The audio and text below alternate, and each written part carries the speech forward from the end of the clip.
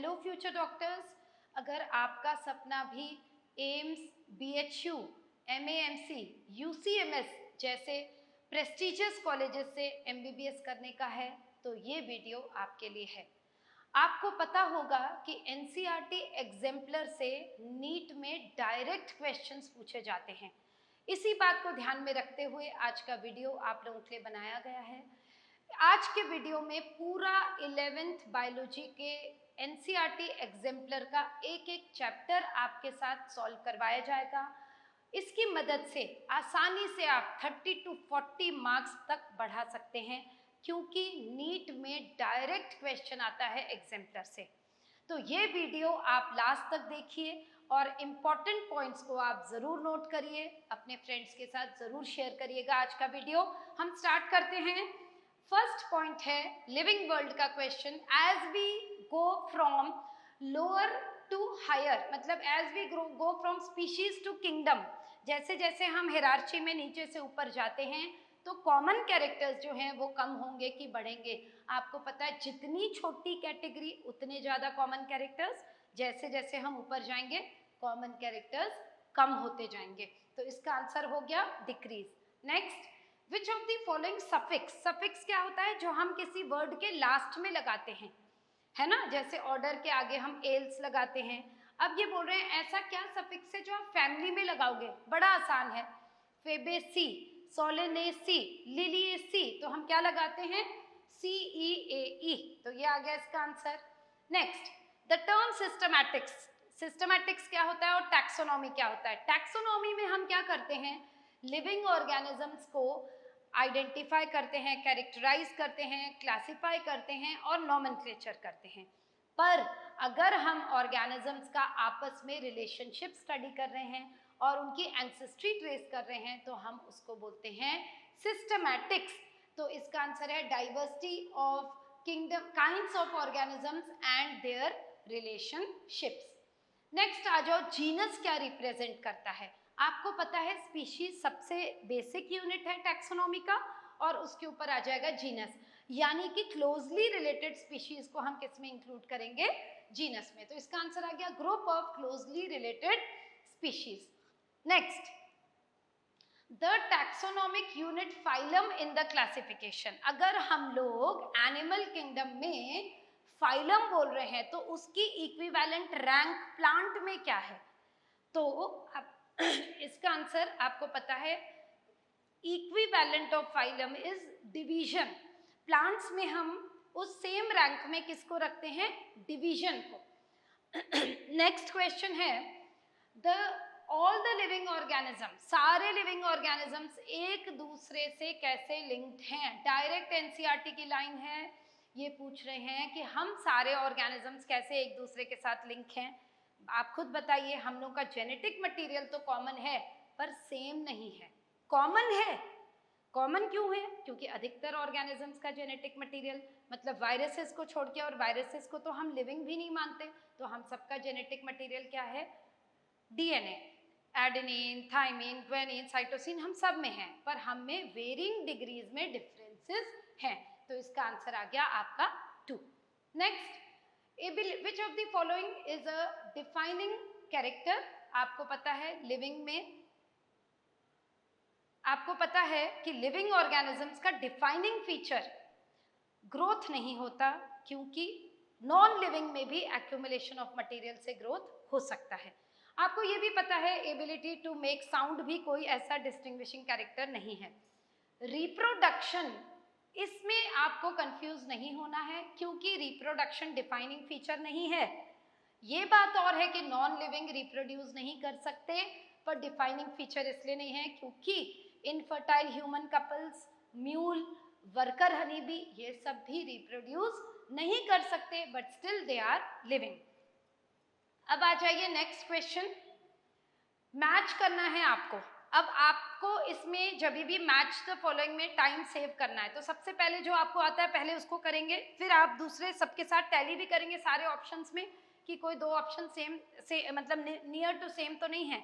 जैसे कि अगर आपको मान लीजिए आपको पता है कि सोलेनेसी जो है वो फैमिली है, तो आपने आसानी से कर लिया A का 5। अब आपने ए का 5 देखा, इसमें भी 2 हैं, तो अब सेकंड पे जाओगे। किंगडम, किंगडम कौन सा होता है? प्लांट, ये भी इन्होंने सेम रख दिया है। अब आओ सी, ऑर्डर में हमेशा लास्ट में आता है एल्स, तो सी का हो जाएगा आपका 2। ऑर्डर हो गया पॉलीमोनियल्स, स्पीशीज हो गई आपकी ट्यूबरोसम, सोलेनम ट्यूबरोसम, पोटैटो की स्पीशीज का नाम है ट्यूबरोसम, और जीनस हो गया सोलेनम। तो आपका ये आंसर भी आ गया। आगे बढ़ने से पहले मैं आपके लिए एक बहुत इंपॉर्टेंट इंफॉर्मेशन लेकर आई हूँ। बी वाइज टीम की तरफ से सुनील नायन सर एक ड्रीम बैच लेकर आए हैं, जिसमें आप लोगों के डॉक्टर बनने का ड्रीम सच होने के लिए हम सब, सच करने के लिए हम सब लोग कमिटेड हैं। इसमें 3 सब्जेक्ट नीट के केवल 3 टीचर्स पढ़ाएंगे, और ये तीनों टीचर्स अपने अपने सब्जेक्ट में एक्सपर्ट्स हैं। फिजिक्स के हमारे एक्सपर्ट हैं देवेंद्र नागर सर, जिनको 14+ इयर्स का एक्सपीरियंस है। हमारे केमिस्ट्री एक्सपर्ट हैं खुद सुनील नायन सर, जिन्होंने नीट 2024 में 11 स्टूडेंट्स के 180 आउट ऑफ 180 स्कोर करवाए थे। मैं आपकी बायोलॉजी मेंटर हूँ, मेरा 17+ इयर्स का एक्सपीरियंस है, और मैंने बहुत सारे स्टूडेंट्स को गाइड किया है, और मेरे गाइडेंस के अंडर बहुत सारे स्टूडेंट्स के 350, 355, इवन 360 मार्क्स भी नीट में आए हैं। आप हम सबको ज्वाइन करिए और अपना ड्रीम कॉलेज हासिल करिए। नेक्स्ट आ जाइए, biological classification.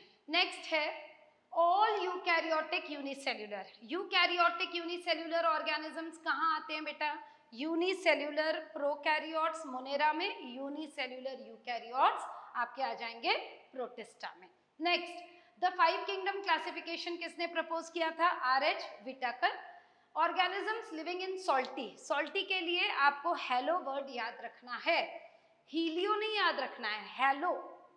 Next, naked cytoplasm multi nucleated and saprophytic condition. इसमें जहां तक मुझे लगता है बच्चों के कंफ्यूजन की 2 पॉइंट्स हो सकती हैं, फंजाई और स्लाइम मोल्ड। फंजाई इसलिए नहीं आएगा क्योंकि नेकेड नहीं है, उसमें प्रोमिनेंट सेल वॉल होता है, तो इसलिए आपका आंसर आ जाएगा स्लाइम मोल्ड। आपको पता है स्लाइम मोल्ड जो होता है वो फेवरेबल कंडीशन में प्लाज्मोडियम बनाते हैं, और उस मास को हम बोलते हैं naked multi nucleated and saprophytic. Next, ऐसा एसोसिएशन जो हायर प्लांट्स और फंजाई के बीच में होता है। जब भी हमको कोई चीज याद करनी होती है तो वर्ड्स के अंदर से ही मतलब ढूंढिए। माइको मतलब माइसीलियम यानी फंजाई, राइजा मतलब हायर ट्रीज के रूट्स, तो ये आ गया आपका माइको राइजा। नेक्स्ट, अ डाइकैरियोन कब बनता है? डाइकैरियोन आपको याद है बेसिडियोमाइसेटस और एस्कोमाइसेटस में 2 न्यूक्लियस तुरंत फ्यूज नहीं होते, एक इंटरवीनिंग कंडीशन होती है जिसमें वो साथ में तो रहते हैं पर वो तुरंत फ्यूज नहीं होते। इस कंडीशन को बोलते हैं डाइकैरियोफेज। नेक्स्ट, कॉन्टैजियम वाइवम फ्लूइडम किसने प्रपोज किया था? तो इसका सही आंसर है एम.डब्ल्यू. बेजरनिक ने। बेजरनिक ने ये डेमोन्स्ट्रेट किया था कि अगर इन्फेक्टेड टोबैको से आप उस एक्सट्रैक्ट को निकालेंगे और आप हेल्दी प्लांट को में डाल देंगे तो उसमें भी इन्फेक्शन हो सकता है, इसलिए उसने वायरस का नाम दिया, वायरस को बोला कंटेजियम मतलब इन्फेक्शियस, वाइवम मतलब लिविंग, और फ्लूइडम यानी कि फ्लूइड, यानी infectious living fluid. Next, association between mycobiont and phycobiont. Lichens जो है वो 2 का एसोसिएशन है, एल्गे और फंजाई। एल्गे को हम बोलते हैं फाइकोबायोंट और फंजाई को बोलते हैं माइकोबायोंट।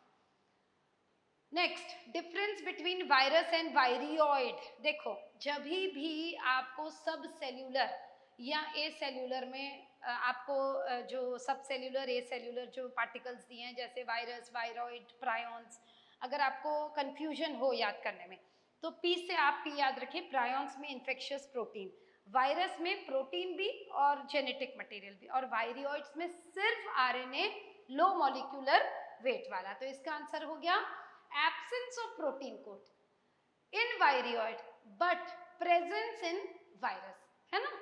ये आपका सही आंसर है।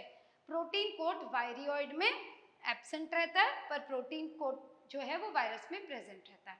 अब नेक्स्ट आ जाइए, with respect to fungal sexual cycle, ये तो मोस्ट प्रोबेबली ये क्वेश्चन हर साल मैंने देखा है, हर दूसरे तीसरे साल।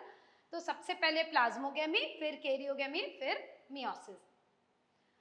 वायरसेस को नॉन सेल्यूलर या सब सेल्यूलर या ए सेल्यूलर बोलते हैं। तो व्हिटाकर ने इनको कहाँ रखा है? कहीं भी नहीं रखा है, बिल्कुल कंफ्यूज नहीं होना।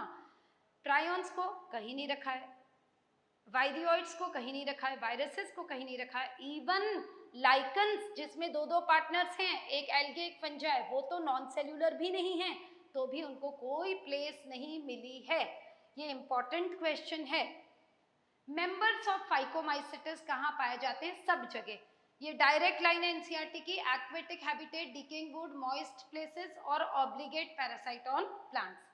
नेक्स्ट, साइनोबैक्टीरिया को हम कहाँ रखते हैं? मोनेरा में, क्योंकि ये क्या है? Blue green algae. साइनोबैक्टीरिया ये प्रोकैरियोटिक ऑर्गेनिजम्स हैं। नेक्स्ट, अगर हम ये बोलते हैं कि दो मोटाइल गैमेट्स फ्यूज हो रहे हैं पर डिसिमिलर इन साइज हैं, देखो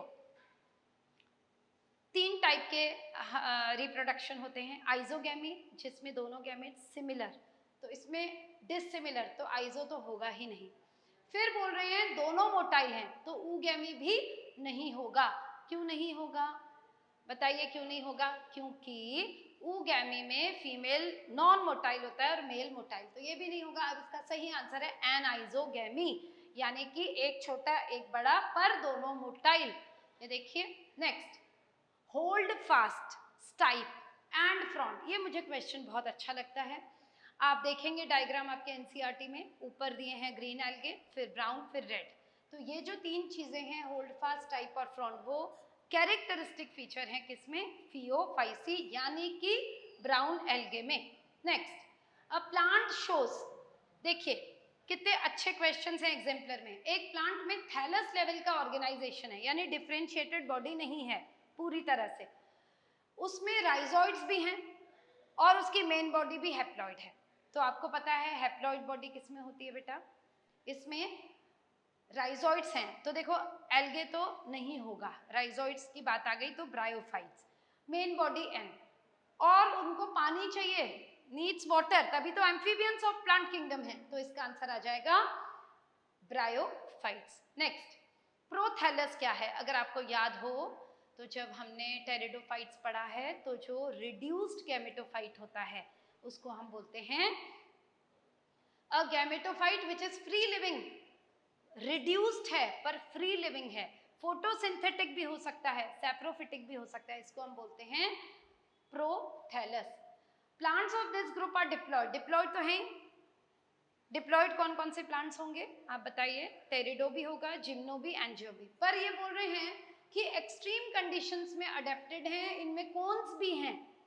तो एक्सट्रीम कंडीशन में, टेरिडो तो मॉइस्ट में रहता है, तो एक्सट्रीम कंडीशन में तो रहेगा नहीं, उसको हटा दो। अब जिम्नोस्पर्म्स एक्सट्रीम, उनमें थिक क्यूटिकल होती है, संकन स्टोमेटा होता है, नीडल लाइक लीव्स होती हैं, तो इसका आंसर आ जाएगा जिम्नोस्पर्म्स।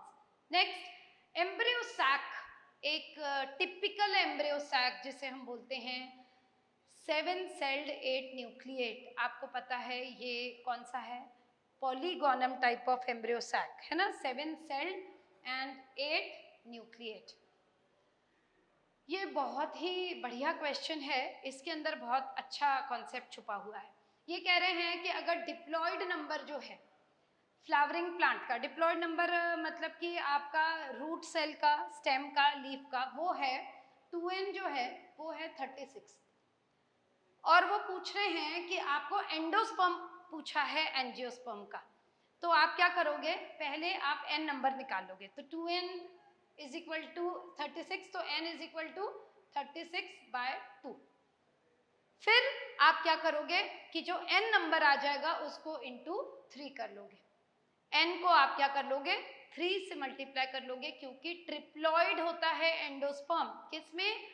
एंजियोस्पर्म्स में। जिम्नोस्पर्म अगर पूछा गया होता तो आप हैप्लॉइड मार्क करते, मतलब कि n नंबर ही होता है किसमें? जिम्नोस्पर्म में। तो ये आपका आंसर आ गया 54। ठीक बात है। अब नेक्स्ट आगे बढ़ते हैं। प्रोटोनीमा क्या होता है?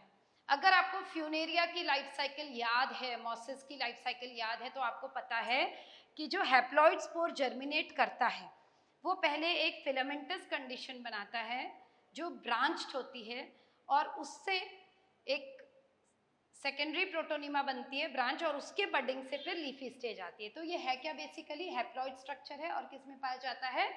मॉसिस में। ठीक है, next, giant redwood tree sequoia, आपको पता है जिम्नोस्पर्म है, डायरेक्ट लाइन एनसीईआरटी की। नेक्स्ट आ जाइए एनिमल किंगडम के questions. In some animal groups the body is found divided in compartments. Body जो है वो कंपार्टमेंट्स में डिवाइडेड है। बाहर, केवल बाहर से नहीं, बाहर से केवल है तो हम उसको सेगमेंटेशन भी बोल सकते हैं, पर इंटरनली भी डिवाइडेड है, and with serial repetitions of at least some organs. तो इस फिनोमिना को हम बोलते हैं मेटामेरिज्म। ये क्लियरली एनसीईआरटी में दिया है, मेटामेरिज्म। नेक्स्ट, अब ये कह रहे हैं, ये थोड़ा सा अलग क्वेश्चन है जो डायरेक्ट एनसीईआरटी में नहीं दिया है, डायरेक्टली नहीं दिया है, आपको नोट करना ही चाहिए।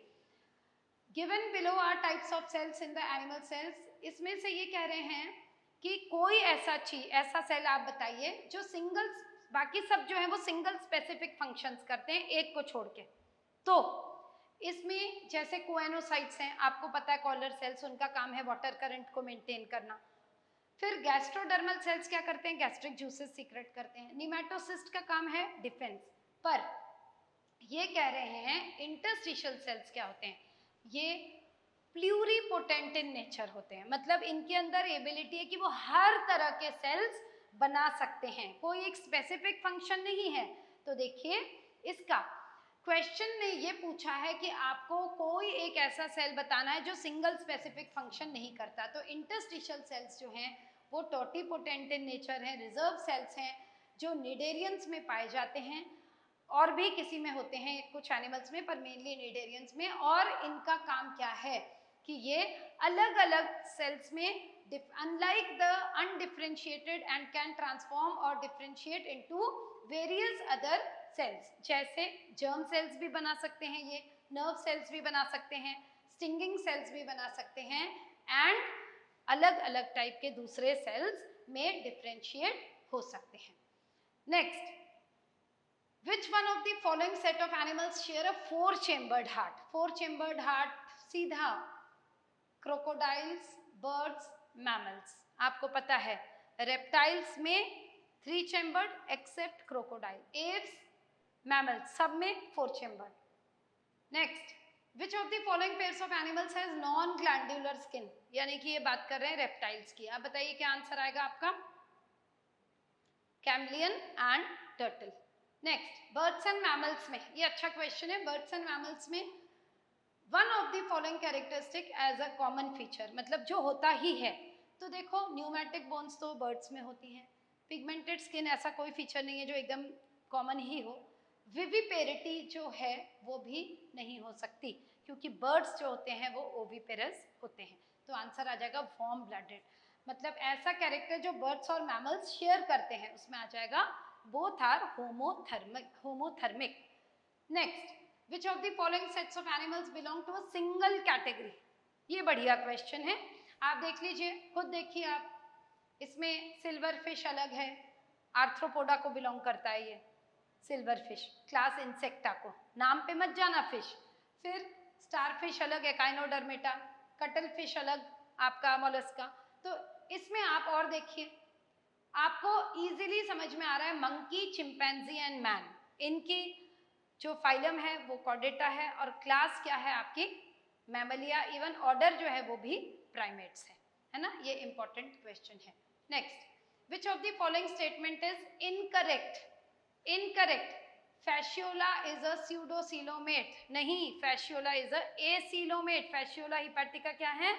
एसीलोमेट एनिमल है। स्यूडोसीलोमेट का तो एक ही फाइलम होता है, एस्कीहेलमिन्थिस।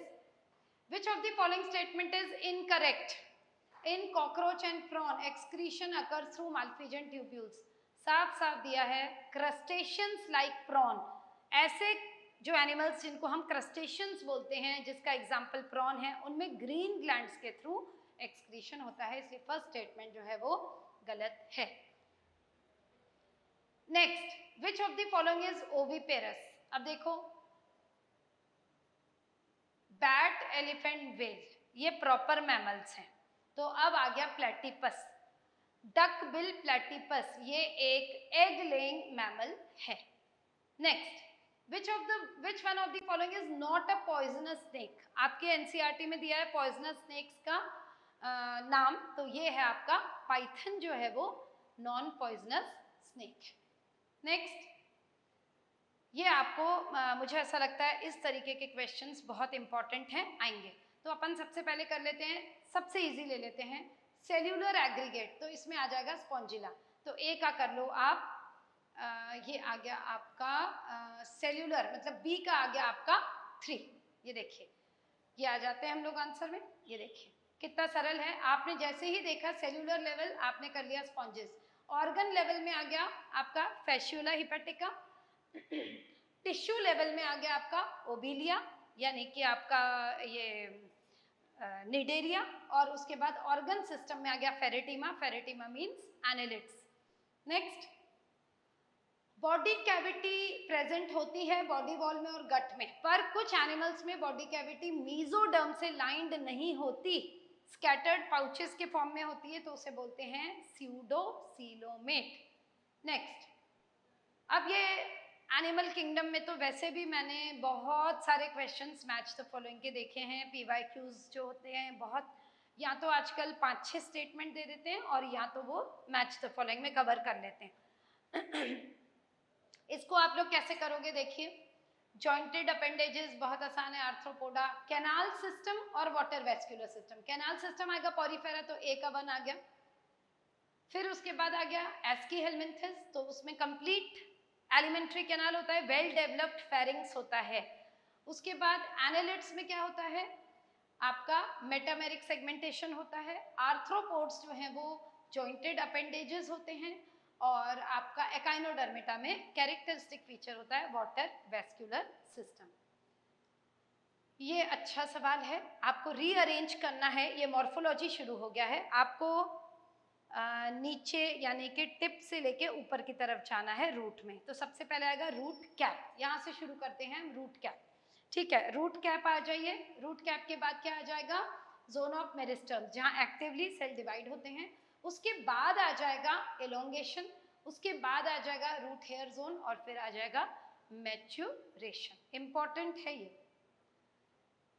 इन एन इन्फ्लोरेसेंस, अब ये बोल रहे हैं ऐसा इन्फ्लोरेसेंस जिसमें एक्रोपीटल ऑर्डर में, एक्रोपीटल की एक खासियत है, new towards the tip and old towards the base, acropetal succession इसी को ही बोला जाता है। तो ये कह रहे हैं कि जो यंगेस्ट फ्लावर होगा वो कहाँ होगा, जब अभी बता दिया कि न्यू सबसे ऊपर, तो डिस्टल, हम 2 वर्ड्स यूज करते हैं, डिस्टल मीन्स दूर और प्रॉक्सिमल मीन्स नियर। जब भी वर्ड आए प्रॉक्सिमिटी यानी क्लोजनेस, नियर, तो ये कह रहे हैं कि यंगेस्ट फ्लावर बट कहाँ होगा, डिस्टल यानी सबसे दूर। नेक्स्ट, द मैच्योर सीड ग्राम और पी, इनमें एंडोस्पर्म क्यों नहीं है, क्या वो बनता ही नहीं है? इसमें पूछा है कि क्या एंजियोस्पर्म नहीं है, क्या डबल फट, ऐसा नहीं है, बनता तो है पर पूरा का पूरा कंज्यूम हो जाता है। Endosperm gets used up by the developing embryo during seed development. Next, roots develop from parts other than, ये तो बड़ा सरल है, adventitious root कहीं और से डेवलप हो रहे हैं रेडिकल के अलावा। Next, venation is used, venation आप क्यों यूज करते हो, वेन्स और वेनलेट्स के लिए। एंडोस्पर्म जो कि एक प्रोडक्ट है डबल फर्टिलाइजेशन का, वो किसमें नहीं है, देखिए कैस्टर और मेज में तो बहुत ज़्यादा होता है, कोकोनट में भी, ऑर्किड्स में नहीं होता। ऑर्किड्स में डस्ट सीड्स पाई जाती हैं, लाइट सीड्स, एकदम डस्ट सीड्स, तो जबकि ये मोनोकॉट्स हैं पर फिर भी ये नॉन एंडोस्पर्मिक हैं। तो ये अपना न्यूट्रिशन कैसे इनिशियली जर्मिनेशन के टाइम पर इनकी सीड्स फिर क्या करती हैं, तो ये माइकोराइजल एसोसिएशन बनाते हैं। इंपॉर्टेंट क्वेश्चन है। नेक्स्ट, मेनी पल्सेस, पल्सेस के लिए कौन सी फैमिली आपको पता है, फेबेसी। नेक्स्ट आ जाइए, प्लेसेंटा किस पॉइंट पे अटैच रहता है, सीधा सा answer hilum, direct line. Which of the following blue die Indigofera, कौन सी फैमिली, फेबेसी। नेक्स्ट, अब अपन को मैच करना है, बताइए कैसे करेंगे। पार्थिनोकार्पिक फ्रूट कैसे बनता है, बिना फर्टिलाइजेशन, ठीक है। एंडोस्पर्म जो है वो नरिशमेंट प्रोवाइड करता है, देख लेते हैं। ए का 2 एल्यूरोन लेयर आपका न्यूट्रिशन। अच्छा, इन्होंने क्या किया है, endosperm is the product of double fertilisation. ऐसे हम एंडोस्पर्म को नरिशमेंट के लिए भी कर सकते थे, पर क्योंकि इन्होंने दूसरे ऑप्शन के साथ कोइंसाइड किया है, इन्होंने बोला है एल्यूरोन लेयर जो कि प्रोटीन की लेयर है वो nutrition, parthenocarpic fruit first, ovule जो है वो सीड में कन्वर्ट हो जाता है फर्टिलाइजेशन के बाद, और endosperm is the product of double fertilisation. Next, हाँ ये एक अच्छा क्वेश्चन है, एनाटमी शुरू हो गया है, एनाटमी ऑफ फ्लावरिंग प्लांट्स पे हम पहुंच गए हैं। ये जो क्वेश्चन है उन्होंने पूछा है कि आपने एक स्टेम का ट्रांसवर्स सेक्शन किया, स्टेम को आपने ट्रांसवर्स सेक्शन कर लिया और आपने उसको स्टेन किया, डाई किया। पहले आपने सैफरन से किया और उसके बाद फास्ट ग्रीन से किया, फिर आपको पूरा डबल स्टेनिंग जैसे आपको करना था किया, तो आपको वो बोल रहे हैं जाइलम और फ्लोएम का क्या कलर होगा। ये इंपॉर्टेंट है, ये आप लोगों को नोट कर लेना चाहिए। इसका आंसर है फर्स्ट, यानी रेड और ग्रीन, क्योंकि वो ये कह रहे हैं कि जो सैफरन है वो जाइलम को स्टेन करता है और जो फास्ट ग्रीन है वो फ्लोएम को स्टेन करता है। ये आपको नोट करना चाहिए, एनसीईआरटी में नहीं दिया है। और आपको पता है exemplar means in-depth analysis, in-depth dive into NCERT, ये आपको नोट करना चाहिए। नेक्स्ट, मैच करते हैं अपन लोग, ठीक है। आपको पता है एक्टिवली डिवाइडिंग सेल्स होते हैं मेरिस्टम्स, फिर आपको ये भी पता है एपिडर्मल टिश्यू में होते हैं स्टोमेटा। करते हैं, चलिए आपके हो गए एपिडर्मल टिश्यू में हो गया स्टोमेटा। आपका जो स्क्लेरेनकाइमा है उसके एक टाइप होते हैं स्क्लेरिड, जो कि pulp of pear, sapota and nuts of nut के जो वॉल होते हैं उसमें प्रेजेंट होता है।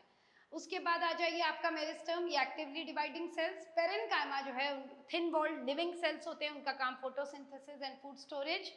एंड डी का है आपका सी का है आपका 2, यानी कॉलेनकाइमा जो है वो मैकेनिकल सपोर्ट प्रोवाइड करते हैं। आपको पता है कॉलेनकाइमा किससे बने रहते हैं, cellulose, hemicellulose and pectin की इनके पास थिकनिंग्स होती हैं और ये लिविंग भी हैं और मैकेनिकल स्ट्रेंथ भी देते हैं।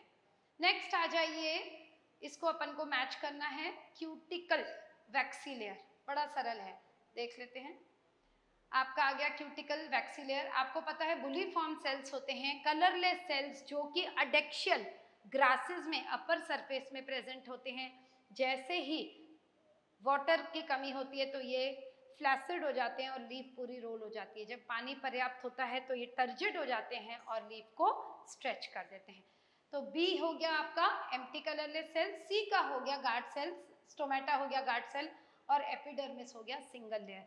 आपको ये भी बता दूं कि वैसे एपिडर्मिस सिंगल लेयर होती है पर multi layered epidermis is found in Nerium, ये इंपॉर्टेंट पॉइंट है। Next, identify the simple tissue. आप बताओ सिंपल टिश्यू कौन सा होगा, क्योंकि जाइलम फ्लोएम तो कॉम्प्लेक्स है। Parenchyma is the simple tissue, parenchyma, collenchyma ये सब क्या है, सिंपल टिश्यूज हैं। स्क्लेरेनकाइमा भी। Next, cells of this tissue are living, living भी हैं, सपोर्ट भी प्रोवाइड कर रहे हैं और ये एंगुलर यानी कॉर्नर्स पे थिकन्ड हैं। तो ये कौन से हैं आपके, कॉलेनकाइमा। आपको पता है कॉलेनकाइमा में इंटरसेल्यूलर स्पेसेस एब्सेंट होती है क्योंकि इसके कॉर्नर्स में थिकनिंग मटेरियल होता है सेल्यूलोज, हेमीसेल्यूलोज और पेक्टिन का। नेक्स्ट, एपिब्लेमा हम किसको बोलते हैं, रूट की एपिडर्मिस को। नेक्स्ट, ये बड़ा बढ़िया क्वेश्चन है, कॉन्जॉइंट ओपन, कॉन्जॉइंट यानी एक ही रेडियस में, अगर अलग अलग रेडियस में होता है तो उसको रेडियल बोलते हैं, जो कि रूट्स में होता है। ये कॉन्जॉइंट, एक ही रेडियस में जाइलम, एक ही रेडियस में फ्लोएम, किस में होता है ये आप बताइए। ये होगा आपका डाइकॉट स्टेम, क्योंकि रूट में रेडियल होता है और आपको पता है open means presence of cambium, तो मोनोकॉट्स में वो नहीं होता है। इंटरफेसिकुलर, ये एक इम्पॉर्टेंट चीज है। देखिए, सबसे पहले आपको पता है कि जो कैम्बियम फेसिकल्स के अंदर होता है उसको हम बोलते हैं इंट्राफेसिकुलर कैम्बियम। इंट्राफेसिकुलर कैम्बियम होता है एक वेस्क्यूलर बंडल के अंदर, पर इनके बीच में जो पैरेन्काइमा के सेल्स होते हैं मेड्यूलरी रेज के, वो वैसे होते हैं परमानेंट, पर सेकेंडरी ग्रोथ के टाइम पर ये वाले सेल्स मेरिस्टेमेटिक बन जाते हैं। ये वाले सेल्स मेरिस्टेमेटिक बन जाते हैं, ये तो परमानेंट थे और ये सेकेंडरी ग्रोथ के लिए क्या बन गए, मेरिस्टेमेटिक, और इन्होंने बनाया इंटरफेसिकुलर कैम्बियम। इन्होंने क्या बनाया, इंटरफेसिकुलर कैम्बियम। तो इस चीज को हम क्या बोलेंगे, इसको हम बोलेंगे डी डिफरेंशिएशन। क्या बोलेंगे हम लोग इस प्रोसेस को, डी डिफरेंशिएशन। नेक्स्ट हम लोग आते हैं फेलोजन और फेलम। आपको पता है जब सेकेंडरी ग्रोथ होता है तो जो अपर क्यूटिकल और एपिडर्मिस सेल्स होते हैं वो रिप्लेस हो जाते हैं, उसकी जगह नए सेल्स आ जाते हैं, और वहाँ पर जो कॉर्क कैम्बियम बनता है उसको हम लोग बोलते हैं फेलोजन। वो अपने बाहर जो सेल्स कट करता है वो है कॉर्क, जिसको हम फेलम बोलते हैं, और नीचे फेलोडर्म या सेकेंडरी कॉर्टेक्स। तो ये बोल रहे हैं फेलोजन, तो फेलोजन को हम बोलते हैं कॉर्क कैम्बियम और फेलम को बोलते हैं कॉर्क। इंपॉर्टेंट है। नेक्स्ट, ये बहुत ही बढ़िया क्वेश्चन लगता है मुझे। In which of the following pairs of parts epidermis is absent. Epidermis तो परमानेंट टिश्यू में होता है, पर आप देखेंगे कि रूट टिप और शूट टिप, रूट टिप में और शूट टिप में एक्टिवली डिवाइडिंग मेरिस्टेमेटिक सेल्स हैं, तो वहां पर एपिडर्मिस शुड बी एब्सेंट। देखते हैं, ये आ गया आंसर आपका। नेक्स्ट, अब ये बढ़िया क्वेश्चन है। ये बोल रहे हैं एक शूट है, मतलब एक ट्विग है, उसमें 4 ब्रांचेस हैं, 26 लीव्स हैं, तो वो ये कह रहे हैं कितने एपिकल मेरिस्टम्स होंगे। आपको पता है apical, how many shoot apical meristems होंगे, तो शूट एपिकल मेरिस्टम कहाँ होगा, एक मेन ब्रांच में और एक साइड की ब्रांचेस में। तो आपकी ब्रांचेस कितनी है, 4, उसमें चारों में और एक मेन उसमें, तो टोटल आंसर होना चाहिए 5। A twig with 4 branches and 26 leaves should have 5 shoot apical meristems. Shoot apical meristems are located at the tips of the main axis and the tips of each branch. Important question है। Next, ये बहुत बढ़िया question है। A piece of wood having no vessels, vessels नहीं होते हैं किसमें, gymnosperms में। जिम्नोस्पर्म्स को बोलते हैं सॉफ्ट वुड स्पर्मेटोफाइट्स, तो इसका आंसर होना चाहिए आपका पाइन। ये आ गया आपका आंसर। नेक्स्ट,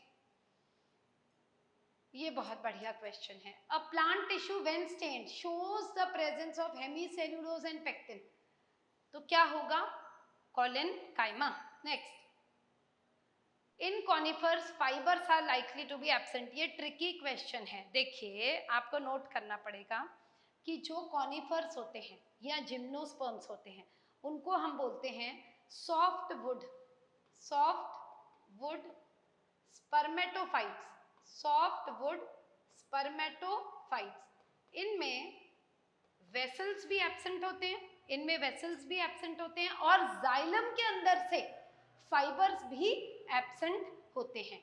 इनमें फाइबर्स एब्सेंट होते हैं इनके जाइलम में, और इनमें वेसल्स भी एब्सेंट होते हैं। ये बहुत इंपॉर्टेंट पॉइंट है। They are known as softwood spermatophytes. कहीं भी ये चीज डायरेक्टली नहीं दी है, मुझे लगता है आपको ये चीज नोट कर लेनी चाहिए। इसका एक्सप्लेनेशन भी मैंने आपको नोट कर लेना चाहिए। देखिए, ये होमोजीनस होते हैं, ये इनमें सेकेंडरी जाइलम इज ऑफन, इनका नाम सॉफ्टवुड इसलिए है क्योंकि ये मोर सिंपल हैं as compare to the hardwood of angiosperms. इनमें ट्रैकीड्स डोमिनेट करते हैं क्योंकि इनमें वेसल्स नहीं हैं, और सेकेंडरी जाइलम जो है उसमें सिर्फ ट्रैकीड्स हैं जो कि पूरा काम कर रही है वाटर कंडक्शन का भी और सपोर्ट का भी। इनके में फाइबर्स एब्सेंट हैं और साथ में वेसल्स भी एब्सेंट हैं। ये वाला क्वेश्चन मुझे लगता है आपका बहुत ज़्यादा इम्पॉर्टेंट है। अच्छा, इसमें एक्सप्लेनेशन में बताया है कि सेकेंडरी फ्लोएम इनमें अपने conifers do not possess phloem do possess phloem fibres, मतलब ये प्रेजेंट है, और इनके में while phloem fibres are often absent और fewer in the primary phloem, they are specifically noted as being absent from the secondary xylem. अधिकतर जो है, वैसे तो प्राइमरी फ्लोएम में भी कम है, पर सेकेंडरी जाइलम से नोटेबली एब्सेंट है। लीव्स में इनके फाइबर्स होता है। Leaves of conifers contain fibres to provide extra mechanical strength. Next, ये वाला क्वेश्चन इंपॉर्टेंट है। जब आप पोटैटो की पील को हटा रहे हो तो एक्चुअली आप क्या हटा रहे हो, उसके पेरिडर्म को। पेरिडर्म किससे बनता है, फेलम, फेलोजन और फेलोडर्म, तीनों को मिला के बोलते हैं पेरिडर्म। इसका काम प्रोटेक्शन है, प्रोटेक्टिव फंक्शन है। नेक्स्ट, अ वेसललेस, ये वाला क्वेश्चन मुझे लगता है कि अगर आ गया तो ये रैंक डिसाइडिंग क्वेश्चन होगा। इसका रीजन मैं आपको बताती हूँ। इसमें उन्होंने बोला है वेसललेस पीस। जैसे ही आप ये देखोगे तो आप क्या सोचोगे, इसमें आपका दिमाग कैसा जाएगा कि वेसल नहीं है, ठीक है, वेसल नहीं है, तो आप सबसे पहले क्या सोचोगे कि पाइनस लगा देना चाहिए। आप सोचोगे वेसल नहीं है, फट से आपने पाइनस लगाने का सोचा, वहां कहाँ गलती होगी। हैविंग प्रोमिनेंट सीव ट्यूब्स, आपको पता है सीव ट्यूब्स प्रेजेंट होते हैं एंजियोस्पर्म्स में और सीव सेल्स होते हैं जिम्नोस्पर्म्स में। तो जब प्रोमिनेंट सीव ट्यूब्स बोल रहा है तो पाइनस तो हट ही गया। अब आप बोलोगे मैडम फिर वेसललेस क्यों आ गया, क्योंकि 3 फैमिलीज ऐसी हैं एंजियोस्पर्म्स की जिनमें, जो एक्सेप्शन है एंजियोस्पर्म्स में, जिनमें वेसल्स एब्सेंट होती हैं। उनका नाम है ट्रोकोडेंड्रेसी,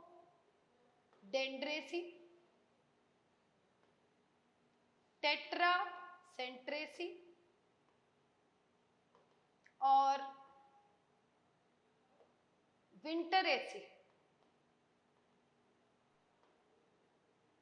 ट्रोकोडेंड्रेसी, टेट्रासेंटरेसी एंड विंटरेसी, ये 3 एक्सेप्शंस हैं, इसलिए इसका आंसर आ जाएगा ट्रोकोडेंड्रॉन। फटाफट नोट कर लीजिए, इंपॉर्टेंट है ये।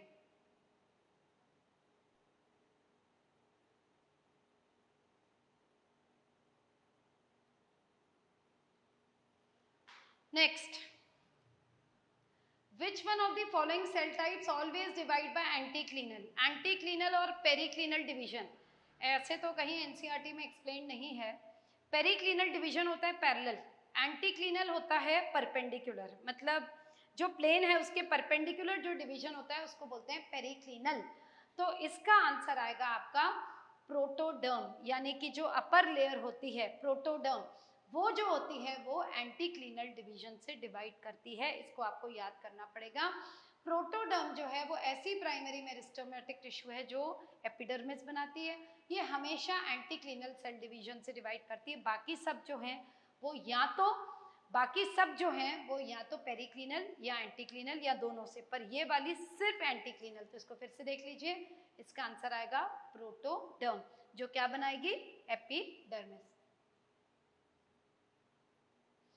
What is the fate of primary xylem in a dicot root showing extensive secondary growth? जब सेकेंडरी ग्रोथ पढ़ते हैं तो जब सेकेंडरी ग्रोथ हो रहा होता है तो क्या क्रश हो जाता है, फ्लोएम क्रश होता है। तो देखिए फ्लोएम क्रश होता है, जाइलम नहीं होता, तो it is retained in the centre of the axis. ये इसका सही आंसर है। नेक्स्ट,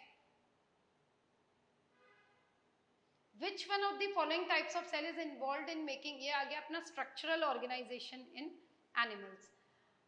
ब्लड वेसल्स की जो लाइनिंग होती है वो कौन बनाता है, स्क्वैमस एपिथेलियम, ताकि आसानी से डिफ्यूजन हो सके गैसेस का। तो विच one of the following categories adipose, आपको पता है एडिपोज कौन सा है, लूज कनेक्टिव टिश्यू, आ गया आपका answer. Next, which one of the following is not a connective tissue, muscles, muscular tissue है। Next, which one of the following statement is true for cockroach, cockroach के लिए कौन सा सही है, anal styles are absent in females, क्योंकि anal style सिर्फ और सिर्फ मेल कॉकरोच में होती है। देखिए यूरियोटेलिक गलत है क्योंकि यूरिकोटेलिक होना चाहिए, कैटरपिलर नहीं बोलते लार्वल स्टेज को, निम्फ बोलते हैं। Number of ovarioles in each ovary should be 8। Next, match करिए फटाफट। देखिए आपको कैसे, बड़ा आसान है। फ्लूइड कनेक्टिव टिश्यू हो गया ब्लड, एडिपोज हो गया आपका फैट स्टोरेज। देख लेते हैं ए का फोर्थ। बी का स्ट्रेटिफाइड कहाँ प्रेजेंट होता है? स्किन में। वियर एंड टियर, स्ट्रेटिफाइड मतलब मल्टीलेयर्ड, क्या करने के लिए होता है? वियर एंड टियर से प्रोटेक्शन करने के लिए। हाइलिन कार्टिलेज कहाँ होता है? Tip of the nose. And then D का हो गया 2। नेक्स्ट, मैच द फॉलोइंग करिए आप लोग खुद ही। देखिए ओवरियोल्स जो होते हैं वो क्या होते हैं? चेन ऑफ डेवलपिंग ओवा को हम बोलते हैं ओवरियोल्स। स्पर्मेटोफोर किसे बोलते हैं? Packets, bundles of sperm. Gonopore is opening, जहां से स्पर्म के पैकेट्स रिलीज होंगे। और फैलोमियर होते हैं जो कि एसिमेट्रिकल काइटिनस स्ट्रक्चर्स होते हैं, जो एक्सटर्नल जेनिटेलिया की तरह बिहेव करते हैं। नेक्स्ट, ये फ्रॉग की बात हो रही है। टच रिसेप्टर्स कौन है? Sensory papillae. स्मेल के लिए है नेजल एपिथेलियम। क्रेनियल नर्व्स क्या बनाते हैं? 10 पेयर्स क्या बनाते हैं? पेरिफेरल नर्वस सिस्टम, जो ब्रेन से सब जगह लेके जाते हैं। ब्रेन और ब्रेन से जो नर्व्स जाती हैं उसको हम क्रेनियल नर्व्स बोलते हैं, पेरीफेरी में जाती है ना। और मेड्यूला जो है वो फोरामेन मैग्नम क्यों लिखा है? जो फ्रॉग में आप पढ़ेंगे कि बेस ऑफ द स्कल में एक ओपनिंग है जिससे मेड्यूला निकलती है और स्पाइनल कॉर्ड को ज्वाइन हो जाती है, उस ओपनिंग को हम बोलते हैं foramen magnum. Next, a common characteristic features of plant sieve tube and mammalian erythrocyte, दोनों में ही आरबीसी नहीं, दोनों में ही न्यूक्लियस नहीं होता। Select one which is not true for ribosome, बताइए क्या है? No role in protein synthesis, main role तो होता है राइबोसोम का। Next, which one of the following is not a eukaryote? Euglena है क्योंकि प्रोटिस्ट है। अगेरिकस है मशरूम, वो भी यूकैरियोट है। स्पाइरोगायरा भी है। एनाबीना यानी blue green algae, it is not a eukaryote, it is a prokaryote. Next, which of the following dye is used for staining chromosome? ये नोट कर लीजिए, इंपॉर्टेंट है। देखिए जो डीएनए है वो एसिडिक मटेरियल है, तो इसको डाई करने के लिए हमेशा हमें बेसिक डाई यूज करनी पड़ती है, जैसे बेसिक फ्यूस्टीन, एसीटोकार्मीन एंड मिथिलीन ब्लू। सैफ्रनिन को हम इसमें यूज नहीं करते। सैफ्रनिन हम काउंटर स्टेनिंग के लिए यूज करते हैं, दूसरे स्टेनिंग प्रोसीजर्स के लिए। आप इसको नोट करिए, इंपॉर्टेंट क्वेश्चन है। नेक्स्ट, ये वाले क्वेश्चंस का आजकल बहुत ट्रेंड है। कोई भी चीज होगी ऑर्डर में अरेंज करके दीजिए। तो सबसे पहले क्या आ जाएगा? सबसे हमें छोटे से बड़ा जाना है तो सबसे पहले आएगा माइकोप्लाज्मा। माइकोप्लाज्मा, उसके बाद आ जाइए आपका बैक्टीरिया, फिर आ जाइए आपका ह्यूमन आरबीसी। उसके बाद आपको पता है सबसे बड़े होते हैं, लार्जेस्ट आइसोलेटेड सेल होता है egg of ostrich. Next, Which one of the following feature is common to prokaryotes and many eukaryotes? बताइए कौन सा? काफी, many, सब में नहीं बोला है, तो cell wall is present. Next, who proposed the fluid mosaic model? Singer and Nicholson, direct line. Next, which of the following statement is true for a secretory cell? ये थोड़ा tricky question है। secretory cell के लिए क्या चीज सही होनी चाहिए? क्या गोल्जी apparatus absent? नहीं, गोल्जी बॉडीज तो होती है, secretion function होता है उनका। तो ये कह रहे हैं ट्रू क्या है? RER इज इजिली ऑब्जर्व्ड, ये ऑफ द अवेलेबल ऑप्शन यही सबसे इंपॉर्टेंट है। क्यों? ओनली SER इज प्रेजेंट, गलत है, क्योंकि जितने भी सिक्रेटरी सेल्स होते हैं उनमें प्रोटीन सिंथेसिस भी जरूरत होती है। तो अगर सिर्फ SER होगा तो वो तो चीज हो ही नहीं पाएगी। Secretory granules are formed in nucleus, नहीं, ये पाए जाते हैं साइटोप्लाज्म में। Next, what is tonoplast? Vacuole की membrane. Next, which of the following is not true for a eukaryotic cell? Eukaryotic cell, ATS ribosome mitochondria में नहीं होता। माइटोकॉन्ड्रिया और प्लास्टिड सेमी ऑटोनोमस ऑर्गेनील हैं, पर उनके अंदर जो राइबोसोम है वो 70S होता है। Next, which of the following statement is not true for plasma membrane? It is present, ये तो सही है, ये भी सही है, ये भी सही है। Carbohydrate is never found in it, ये गलत है। अब डायग्राम को अच्छे से देखेंगे फ्लूइड मोज़ाइक मॉडल में, तो उसमें कोलेस्ट्रॉल भी दिया है, कार्बोहाइड्रेट भी दिए हैं, तो ये चीज गलत है। Last point. Next, plastid differ from mitochondria, plastid किस बेसिस पे अलग है?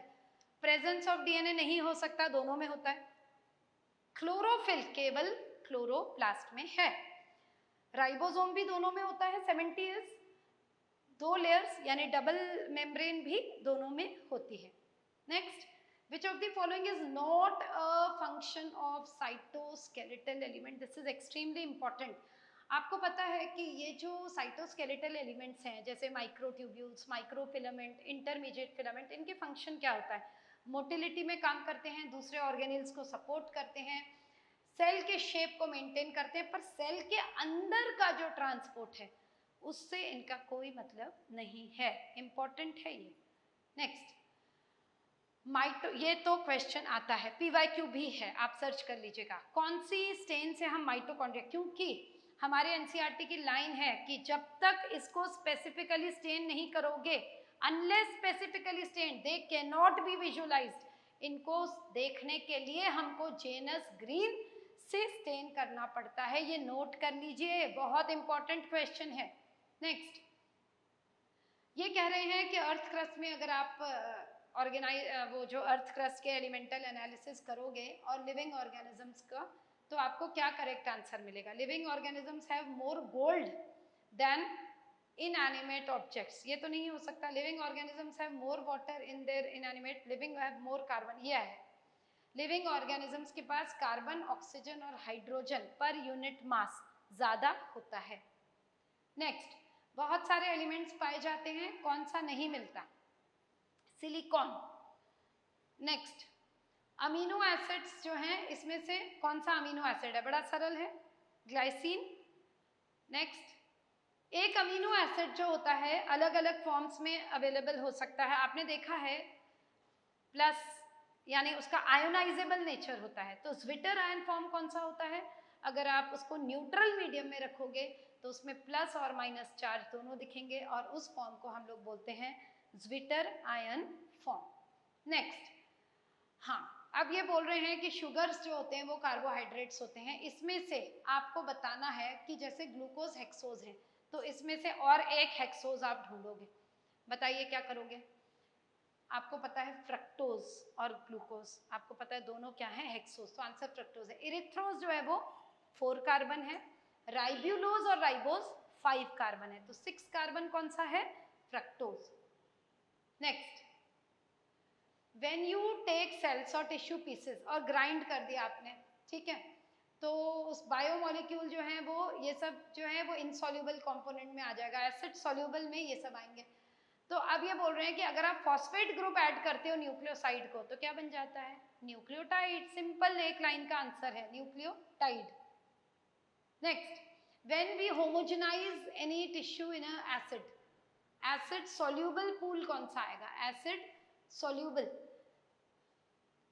साइटोप्लाज्म, क्योंकि जो एसिड इनसॉल्युबल है वो उसमें रिटेंटेट मतलब उसमें जो ऑर्गेनील्स वाला पोर्शन होता है वो इनसॉल्युबल में आता है, और जो साइटोप्लाज्म है वो किस में आता है? सॉल्युबल वाले fraction. Next, the most abundant chemical क्या है? बताइए। वाटर। नेक्स्ट, होमोपॉलीमर में एक ही टाइप का बिल्डिंग ब्लॉक होता है, पर जो हेट्रोपॉलीमर है उसमें एक से ज्यादा टाइप के अलग अलग टाइप के मोनोमर हो सकते हैं। तो प्रोटीन्स में कितने टाइप के मोनोमर होते हैं? आपको पता है 20 types, direct line. Next, proteins perform many physiological function, तो इनमें से वो कौन सा एडिशनल फंक्शन कर सकता है? Hormones, many proteins many hormones are peptide in nature, ठीक है। नेक्स्ट, ग्लाइकोजन एक होमोपॉलीमर है जो किससे बना है? ग्लूकोज से। ग्लाइकोजन, सेल्यूलोज, स्टार्च सब ग्लूकोज के पॉलीमर हैं। इन्यूलिन किसका पॉलीमर है? फ्रक्टोज का। द नंबर ऑफ एंड, ये इंपॉर्टेंट है। ये कह रहे हैं कि अगर आप एक ग्लाइकोजन मॉलिक्यूल देखते हैं तो उसमें एंड्स कितने हैं? तो एंड कितने होंगे? मेन जो वो है आपका मेन चेन, और उसके अलावा जितने ब्रांचेस हैं उन सबके एंड को भी आप काउंट करोगे। तो ये कह रहे हैं equal to the number of branches plus 1, मतलब main plus branches. Next, the primary structure of protein, आपको पता है प्राइमरी स्ट्रक्चर में सिर्फ एन टर्मिनल और सी टर्मिनल, तो 2 एंड्स। नेक्स्ट, एंजाइम्स को हम बायोकैटलिस्ट बोलते हैं, ये हमारे बॉडी के अंदर सारे रिएक्शंस कैटलाइज रिएक्शंस हैं, पर ये कह रहे हैं कि रॉन्ग क्या है, डिसॉल्विंग CO2 इन एयर, ये एक फिजिकल रिएक्शन है, not a biochemical reaction. Next, meiosis result in, अब सेल साइकिल शुरू हो गया है भाई, अभी तक हमने बायोमोलिक्यूल्स के एग्जाम्पलर का हर क्वेश्चन सॉल्व कर लिया है, पूरे question each and every question को एग्जाम्पलर का कवर किया है इस वीडियो में। अब आ जाइए मियोसिस रिजल्ट्स इन, मियोसिस में क्या होता है, गैमीट्स बनते हैं, रिडक्शन इन द सब कुछ होता है। Very next, eight which stage of meiosis does the genetic, ये बढ़िया क्वेश्चन है। आपको पता है मियोसिस 1 में, आपको पता है प्रोफेज वाली स्टेज में, प्रोफेज 1 में रिकॉम्बिनेशन हो चुका होता है, मेटाफेज 1 में वो इक्वेटोरियल प्लेट तक अलाइन होते हैं, एनाफेज 1 में होमोलोगस क्रोमोसोम्स जो होते हैं वो सेपरेट हो जाते हैं, क्योंकि इसमें सेंट्रोमेयर की स्प्लिटिंग नहीं होती है एनाफेज 1 में। पर जब होमोलोगस क्रोमोसोम सेपरेट होते हैं तो जब दोनों पोल्स की तरफ जाते हैं तभी डिसाइड हो जाता है कि कौन सा वाला जो क्रोमोसोम है वो कौन से गैमेट में जाएगा। मतलब अगर जेनेटिक कॉन्स्टिट्यूशन डिसाइड होना है तो वो होना चाहिए एनाफेज 1 में। नेक्स्ट, मियोसिस अकर किस में होता है भाई, वेजिटेटिव में तो नहीं होगा, सेक्सुअल। नेक्स्ट, एनाफेज 1 बताइए कौन सेपरेट होता है, सिस्टर क्रोमेटिड नहीं सेपरेट होते, ये कब होते हैं, एनाफेज 2 में, तो इसका आंसर आएगा homologous chromosome separate. Next, mitosis में क्या क्या होता है, इक्वल डिवीजन। नेक्स्ट, बाइवेलेंट क्या क्या होता है बताइए। आप लोगों ने पढ़ा है लेप्टोटीन के बाद जाइगोटीन, जाइगोटीन में सिनैप्स होता है, सिनैप्स में क्या होता है, एक मैटरनल क्रोमोसोम और एक पैटर्नल क्रोमोसोम, दोनों पास में आते हैं क्योंकि इनके बीच में एक सिनैप्टोनीमल कॉम्प्लेक्स बनता है, और सिनैप्टोनीमल कॉम्प्लेक्स जब बन जाता है तो हम इस कंडीशन को बोलते हैं टेट्राड या बाइवेलेंट स्टेज। क्या बोलते हैं, टेट्राड या बाइवेलेंट। बाइवेलेंट इसलिए बोला है क्योंकि 2 क्रोमोसोम्स पास में, टेट्राड क्योंकि देखिए हर क्रोमोसोम के अंदर 2 सिस्टर क्रोमैटिड है, इस स्टेज को हम टेट्राड बोलते हैं। तो आपको इसमें क्या क्या दिख रहा है बताइए, 4 क्रोमैटिड दिख रहे हैं और 2 सेंट्रोमियर दिख रहे हैं, देखिए खुद ही बना लीजिए इसको, 4 क्रोमैटिड और 2 सेंट्रोमियर, देख लीजिए answer.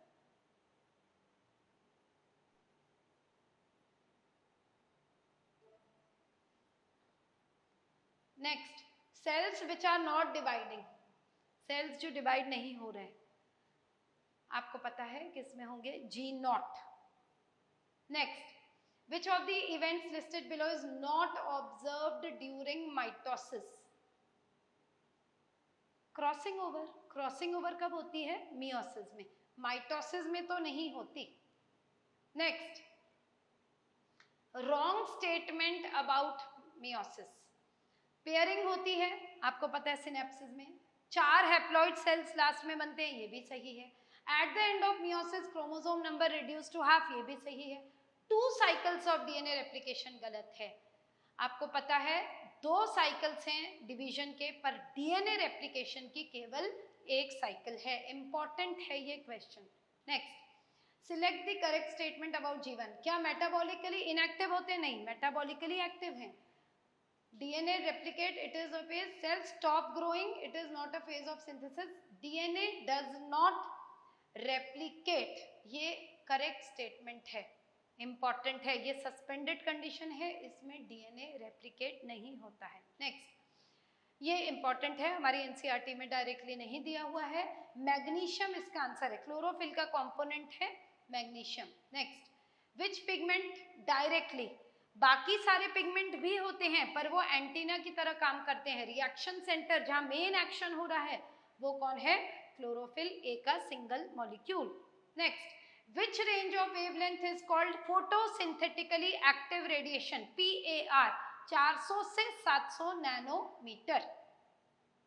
Next, which light range is most effective in photosynthesis, red, ये सब ग्राफ में दिया है हमारे फोटोसिंथेसिस में। Chemosynthetic bacteria obtain energy from, extremely important question. Chemosynthetic bacteria किससे लेंगे? इनऑर्गेनिक से। सिंथेसिस कर रहे हैं वो, इनऑर्गेनिक से वो एनर्जी को ऑब्टेन करते हैं। ऑर्गेनिक इसलिए नहीं करोगे क्योंकि इस पे कौन डिपेंडेंट रहते हैं? या तो हेट्रोट्रॉफ्स, हेट्रोट्रॉफ्स मींस डिकम्पोजर्स, या अपने mainly saprophytes. Energy required for ATP synthesis in PS2 comes from PS2 energy required for ATP। अच्छा, ATP सिंथेसिस की एनर्जी आती कहाँ से है? आपका प्रोटॉन ग्रेडियंट जब टूटता है वहां पर एनर्जी रिलीज होती है। नेक्स्ट, ड्यूरिंग लाइट रिएक्शन, ये तो बहुत बढ़िया क्वेश्चन है। द फॉलोइंग आर फॉर्म्ड, कौन कौन बनते हैं? लाइट रिएक्शन में शुगर तो बनती नहीं है, वो तो डार्क रिएक्शन में बनती है। शुगर शुगर हटा दो। अब ATP, hydrogen donor and O2, इसका क्या मतलब है? आपको पता है लाइट रिएक्शन के प्रोडक्ट्स कौन कौन है? एटीपी, हाइड्रोजन डोनर का नाम है NADPH और O2, तो यही सही आंसर है। एटीपी, हाइड्रोजन डोनर यानी NADPH, एंड आपका आ जाएगा ऑक्सीजन।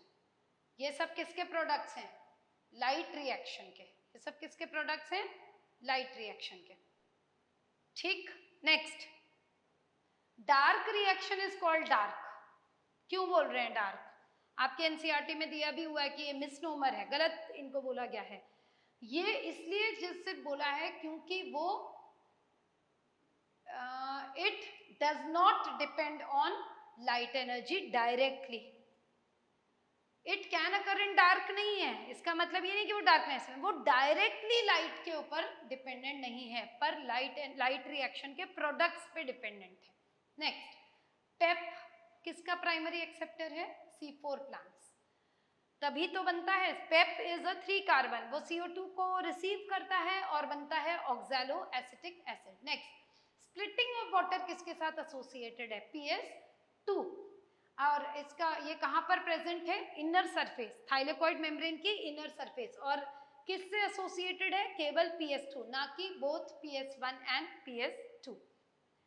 द करेक्ट सीक्वेंस क्या है? जेड स्कीम को रिकैप करो। जेड स्कीम आपको पता है, सबसे पहले आपका आ जाएगा PS2, यहाँ से इलेक्ट्रॉन कैरियर यहाँ पर होगा, यहाँ से फिर डाउनहिल जाएगा, फिर ये। तो यहाँ से आप बताइए क्या होना चाहिए? सबसे पहले आप करिए PS2, PS2 के बाद प्राइमरी एक्सेप्टर, उसने दिया प्लास्टोक्विनोन, फिर साइटोक्रोम्स, फिर यहाँ पर PS1 और फिर यहाँ पर फेरेडॉक्सिन। फेरेडॉक्सिन से जाएगा NADP प्लस में। ये आपका फ्लो ऑफ इलेक्ट्रॉन्स होता है। नेक्स्ट, नेक्स्ट आ जाइए। The enzyme that is not found in C3, C3 यानी ये बात कर रहे हैं पेप केस की, ये C4 प्लांट्स के कैरेक्टरिस्टिक होता है। Next, the reaction that is responsible for the primary fixation of CO2, primary fixation of CO2 यानी कि ये C3 प्लांट्स और C4 प्लांट्स का जो प्राइमरी एक्सेप्टर है, तो दोनों enzymes RuBisCO and PEPcase, RUBP carboxylase and PEP carboxylase इसका आंसर रहेगा। नेक्स्ट, जब CO2 हमने ऐड किया पेप में तो पहला product oxalo acetate. Next, ultimate electron acceptor कौन है? फाइनल इलेक्ट्रॉन एक्सेप्टर, ये इसका आंसर आएगा ऑक्सीजन, क्योंकि उसने इलेक्ट्रॉन को भी रिसीव किया, हाइड्रोजन को भी, और उसने क्या किस में रिड्यूस हो गया? वो वाटर में। Next, phosphorylation of glucose during glycolysis. अच्छा, इसका डायरेक्ट लाइन है हेक्सोकाइनेज, आपका दिया हुआ है glucose into glucose 6 phosphate. Next, pyruvic acid, ये बढ़िया क्वेश्चन है। ये कह रहे हैं पायरुविक एसिड जो की प्रोडक्ट है ग्लाइकोलिसिस का, उसके बहुत सारे मतलब मेटाबॉलिक पाथवे हो सकते हैं, पर वो ये कह रहे हैं कि अगर एरोबिक कंडीशन उसको मिल गया तो वो क्या बनाएगा? लैक्टिक एसिड तो बनाएगा नहीं, एनारोबिक का है। इथेनॉल भी नहीं बनाएगा, एनारोबिक का है। आपको जो कंफ्यूजन हो सकता है वो इन दोनों में से हो सकता है, क्योंकि इसलिए हो सकता है क्योंकि इसमें एसिटाइल कोएंजाइम A है जो लिंक रिएक्शन में इंटर करता है, और CO2 तो निकलता ही है डीकार्बोक्साइलेशन में, और CO2 और वाटर। पर CO2 और वाटर तब बनता है जब दूसरा भी पाथवे इन्वॉल्व हो, जैसे कि क्रेब्स साइकिल और ETS। अभी केवल बात हो रही है ग्लाइकोलिसिस के जो जस्ट बाद की जो स्टेप है, तो इसका आंसर आएगा एसिटाइल कोएंजाइम A और CO2। ETS का occurrence inner mitochondrial membrane. Next, which of the following exhibit the highest rate, ये अच्छा क्वेश्चन है।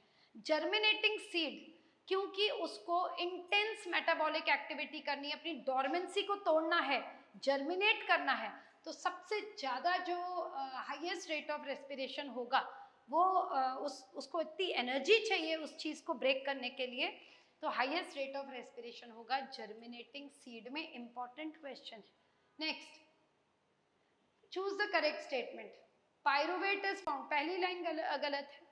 पायरुवेट जो बनता है वो कहाँ बनता है? साइटोप्लाज्म में। During the conversion of succinyl coenzyme A to succinic acid, a molecule of ATP synthesise. ये थोड़ा क्लोज ऑप्शन है। एक्चुअली एग्जाम्पलर ने इसको इसलिए गलत माना है क्योंकि बनता GTP है, फिर वो ATP बन जाता है उससे। तो इसको oxygen is vital in respiration for removal of hydrogen, ये बिल्कुल सही आंसर है। There is complete breakdown of glucose fermentation में, इनकम्प्लीट, तभी तो केवल 2 ATP बनते हैं। नेक्स्ट, माइटोकॉन्ड्रिया को पावर हाउस क्यों बोलते हैं हम लोग? क्योंकि वो ATP बनाता है। The end product of oxidative phosphorylation, oxidative phosphorylation का प्रोडक्ट क्या है? आप बताइए, ऑक्सीडेटिव फॉस्फोराइलेशन किसे बोलते हैं? जब ATP बनता है माइटोकॉन्ड्रिया में, जब फोटोसिंथेसिस में बनता है तो फोटोफॉस्फोराइलेशन, और आपको पता है जब फाइनल प्रोडक्ट्स जो होते हैं, जब ATP बनता है उसके साथ साथ वाटर भी बनता है। ETS को रिकैप करिए। Next, match the following. इसमें बहुत सरल है, देखो। पायरुवेट, ये आप मॉलिक्यूलर ऑक्सीजन जो है वो क्या है? हाइड्रोजन का एक्सेप्टर है। देखिए, A का आ जाएगा आपका 2, क्योंकि यही जो फाइनल इलेक्ट्रॉन एक्सेप्टर है वो हाइड्रोजन को भी रिमूव करता है सिस्टम से, मतलब ऑक्सीजन। इलेक्ट्रॉन एक्सेप्टर जो है वो आपका साइटोक्रोम C है, मोबाइल इलेक्ट्रॉन कैरियर। याद करिए, बिटवीन कॉम्प्लेक्सेस 3 और 4। पायरुवेट डिहाइड्रोजनेज का रोल कहाँ पर है? एसिटाइल कोएंजाइम A के पायरुवेट डिहाइड्रोजनेज, जिससे आपको पता है पायरुविक एसिड से क्या बनता है? अपना एसिटाइल कोएंजाइम A, है ना। नेक्स्ट, डीकार्बोक्साइलेशन किसका होता है? अल्फा कीटोग्लूटारिक एसिड का। 5 कार्बन है अल्फा कीटोग्लूटारिक एसिड, वो किसमें बनता है? सक्सिनाइल कोएंजाइम में, सक्सिनिक एसिड वगैरह। ये है आपका इसमें आएगा आपका डीकार्बोक्साइलेशन, तो D हो गया आपका 1। नेक्स्ट, इथाइलिन किसमें यूज होता है? क्या रिटार्ड करता है राइपनिंग? नहीं, हेस्टन करता है, तो second option. Next, coconut water में क्या प्रेजेंट है? आपको याद होगा PGR से डायरेक्ट लाइंस आती हैं, इसका आंसर है cytokinin. Next, affect of apical dominance को काउंटरएक्ट करना है, साइटोकाइनिन। नेक्स्ट, इससे आपको मैच करना है, जैसे ही बोल्टिंग आए तो कर दो जिब्रेलिक एसिड, तो आ गया आपका D का आ गया 2। ठीक है भाई, D के 2 में भी 2 है। इथाइलिन क्या करता है? राइपनिंग ऑफ फ्रूट, आ गया आंसर आपका। इथाइलिन से कर लो सीधा राइपनिंग ऑफ फ्रूट। C का आपने कर लिया 5। A का indole acetic acid, weed free lawns, आपको पता है इंपॉर्टेंट हर्बिसाइड है। एब्सिसिक एसिड क्या करता है? स्टोमेटल का क्लोजर, क्योंकि ये स्ट्रेस हार्मोन है। जब बाहर बहुत हाई टेम्परेचर है, अनफेवरेबल कंडीशन है, तो वो फट से क्या कर देगा? स्टोमेटा को क्लोज कर देगा। C का आपका 5, D का आपका हो गया 2, और साइटोकाइनिन किससे मिलता है? Herring sperm DNA। हेरिंग क्या है? एक फिश का नाम है। ऑटोक्लेव्ड हेरिंग स्पर्म DNA से मिला था। नेक्स्ट, एप्पल्स को हम रैप करके रखते हैं वैक्स्ड पेपर से, क्यों बताइए? आपको मिलता है, आपको आप जब परचेज करने जाते हैं एप्पल्स को, तो हमें मिलता है वैक्स पेपर में, ताकि उसमें एरोबिक रेस्पिरेशन हम प्रिवेंट कर सके, नहीं तो वो जल्दी से वो राइप हो जाएगा, है ना। Next, growth can be measured हर तरह से, cell number, cell size, cell length. Next, synergistic, ये इंपॉर्टेंट है आपके NCERT में दिया है कि प्लांट ग्रोथ हार्मोन्स में कि किसी का इंडिविजुअलिस्टिक रोल हो सकता है, किसी में एंटागोनिस्टिक और किसी का सिनर्जिस्टिक। सिनर्जिस्टिक मीन्स एक ही काम को दो हार्मोन्स मिलके कर रहे हैं, 2 या 3 हार्मोन्स। तो इसमें आएगा आपके, हाँ ये आएगा आपका when 2 hormones act together and contribute to the same function, इसमें आएगा synergistic। नेक्स्ट, प्लास्टिसिटी आपको पता है, प्लास्टिसिटी का ही एक टाइप होता है हेटेरोफाइली। तो इसका है प्लांट डेवलपमेंट जो है वो एनवायरनमेंट के हिसाब से अलग अलग जो उसके अडेप्टेशंस हैं, अलग अलग उसके मॉडिफिकेशन है, उसको हम बोलते हैं plasticity. Next, to increase sugar production, बताइए शुगर प्रोडक्शन करने के लिए सबसे इम्पॉर्टेंट है जिब्रेलिक एसिड। जिब्रेलिक एसिड आपने डाला और आपका जो शुगर केन का यील्ड है, क्योंकि शुगर केन की लेंथ बढ़ जाती है, लेंथ बढ़ाने के लिए सबसे इम्पॉर्टेंट हार्मोन है जिब्रेलिक एसिड। ए बी किसके एंटागोनिस्टिक है? जीए के, ये डायरेक्ट लाइन है। Next, monocarpic, it is a important word. Monocarpic और मोनोकार्पलरी में बहुत अंतर है। मोनोकार्पलरी यानी कि एक कार्पल, पर मोनोकार्पिक ऐसे प्लांट्स होते हैं जो लाइफ में केवल एक बार फ्लावरिंग करते हैं और उसके बाद उनकी डेथ हो जाती है, यानी कि फ्लावर वंस एंड डाई, जैसे कि बैम्बू। नेक्स्ट, फोटो पीरियड का जो स्टिम्युलस है, फोटो पीरियड मीन्स ऐसा फिनोमिना जिसमें लाइट की ड्यूरेशन डिसाइड करती है कि प्लांट फ्लावर करेगा या नहीं। तो उस स्टिम्युलस को परसीव करने वाला ऑर्गन है लीफ। डायरेक्ट पीवाईक्यू है ये। नेक्स्ट, रेस्पिरेशन इन, ये अपना शुरू हो गया है ह्यूमन फिजियोलॉजी। ये आपका ह्यूमन फिजियोलॉजी का पहला chapter breathing and exchange of gases का क्वेश्चन है। रेस्पिरेशन इंसेक्ट में हम डायरेक्ट क्यों बोलते हैं? आपको अच्छे से पता है कि सबसे एफिशिएंट मैकेनिज्म है इनके पास। इनके बॉडी वॉल के पास ओपनिंग्स होती हैं, स्पाइरकल सीधा अंदर ट्रैकियल ट्यूब्स होता है, डायरेक्ट टिश्यूज तक जाता है। तो इसमें आपका सीलोमिक फ्लूइड का कोई मतलब नहीं है, पिगमेंट का कोई मतलब नहीं है। तो आंसर आ जाएगा first, tissue sale exchange O2 CO2 directly with the air in the tubes. देखिए, इसमें आपको सीलोमिक फ्लूइड का नहीं बताना है, बॉडी सरफेस का नहीं बताना है, हीमोसील का नहीं बताना है। नेक्स्ट, ये बहुत ही अच्छा क्वेश्चन है, बहुत बढ़िया क्वेश्चन है। एक पर्सन सफर हो रहा है पंक्चर्स, ये आपको पता है हमारी एब्डोमिनल कैविटी, एक हमारा ये जो I am sorry not abdominal, thoracic cavity, ये जो हमारी थोरैसिक कैविटी है, यानी ये जो पूरा थोरैसिक चैम्बर है, ये एयर टाइट चैम्बर है। आगे स्टर्नम है, पीछे थोरैसिक वर्टिब्रे हैं, साइड में रिब्स हैं, नीचे आपका डायफ्राम है। तो ये एक एयर टाइट चैम्बर है। इसमें इसके कारण प्रेशर ग्रेडियंट बना हुआ है। तो ये कह रहे हैं कि पंक्चर हो गया है चेस्ट कैविटी में, पर डैमेज नहीं हुआ है लंग्स का, तो क्या होगा? क्या ब्रीदिंग रेट कम हो जाएगा? क्या बहुत जल्दी जल्दी ब्रीथ करने लग जाएगा? क्या कोई चेंज नहीं होगा? इसका सही आंसर है सीजेशन ऑफ ब्रीदिंग, ब्रीदिंग रुक जाएगी। क्योंकि इनहेलेशन क्यों होता है? प्रेशर ग्रेडियंट के कारण। अंदर हमारे जो नेगेटिव प्रेशर क्रिएट होता है लंग्स में, वो ज़रूरी है। तो जब कोई पर्सन ब्रीथ करता है, क्योंकि बाहर हाई प्रेशर है, अंदर लो प्रेशर क्रिएटेड है, उस वजह से वो ले पाता है। पर अगर पंक्चर हो गया और उस होल्स के थ्रू ऑलरेडी वहाँ पर एयर जा रही है, तो वो प्रेशर ग्रेडियंट नहीं हो पाएगा, और इसका सही आंसर है cessation of breathing. Next, it is known that exposure to carbon monoxide, carbon monoxide जो है वो हीमोग्लोबिन के से बाइंड हो सकता है इरिवर्सिबल। तो पहला कीवर्ड है इरिवर्सिबल। दूसरा, उसकी एफिनिटी 200 टू 250 टाइम्स ज़्यादा है, यानी उसकी एफिनिटी ऑक्सीजन के कंपैरिजन में हीमोग्लोबिन के लिए ज़्यादा है। अब हीमोग्लोबिन की जितनी एक्टिव साइट्स हैं, अगर कार्बन मोनोक्साइड है उसमें, उस रूम में, आपने सिगड़ी जलाई हुई छोड़ दी और कोई फैमिली सो गई, ये पहले क्वेश्चन बहुत आता था, तो डेथ हो जाएगी। क्यों? क्योंकि जितनी भी हीमोग्लोबिन की एक्टिव साइट्स हैं बाइंडिंग के लिए, उसको सबको ऑक्यूपाई कर लेगा कौन? Carbon monoxide. किस फॉर्म में? किस फॉर्म में? इरिवर्सिबल फॉर्म में। तो CO2 का ट्रांसपोर्ट की बात नहीं है, it reduces oxygen transport. Next, ये आप बोल रहे हैं ट्रू स्टेटमेंट। इंस्पिरेशन एक्टिव है या एक्सेलेशन? आपको पता है इनहेलेशन के टाइम पर हमारी एंटीरो पोस्टीरियर एक्सिस की जो वॉल्यूम है वो बढ़ाने का काम किसका है? हमारे डायफ्राम की मसल्स पुल हो जाती हैं, तो उससे हमारा एंटीरो पोस्टीरियर एक्सिस में वॉल्यूम बढ़ता है। और जब हमारा डॉर्सोवेंट्रल एक्सिस में वॉल्यूम बढ़ रहा होता है तो उसमें स्टर्नम और रिब्स का रोल रहता है, तो इंटरकोस्टल मसल्स का। तो ये कह रहे हैं कि इंस्पिरेशन के टाइम पे मसल्स कॉन्ट्रैक्ट होती हैं ताकि वॉल्यूम बढ़े, पर एक्सेलेशन पैसिव है क्योंकि जो कॉन्ट्रैक्ट हुआ था वो बस रिलैक्स हो जाएगा, तो वापस जो अंदर वॉल्यूम है वो कम हो जाएगी, प्रेशर इंक्रीज हो जाएगा। तो इसका सही आंसर है इनहेलेशन तो एक्टिव है पर एक्सेलेशन एक पैसिव प्रोसेस है।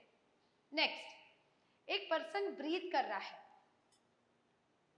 breathe in some volume by forceful inhalation after having a forced exhalation, इसको हम क्या बोलते हैं? Vital capacity. वाइटल कैपेसिटी क्या होती है?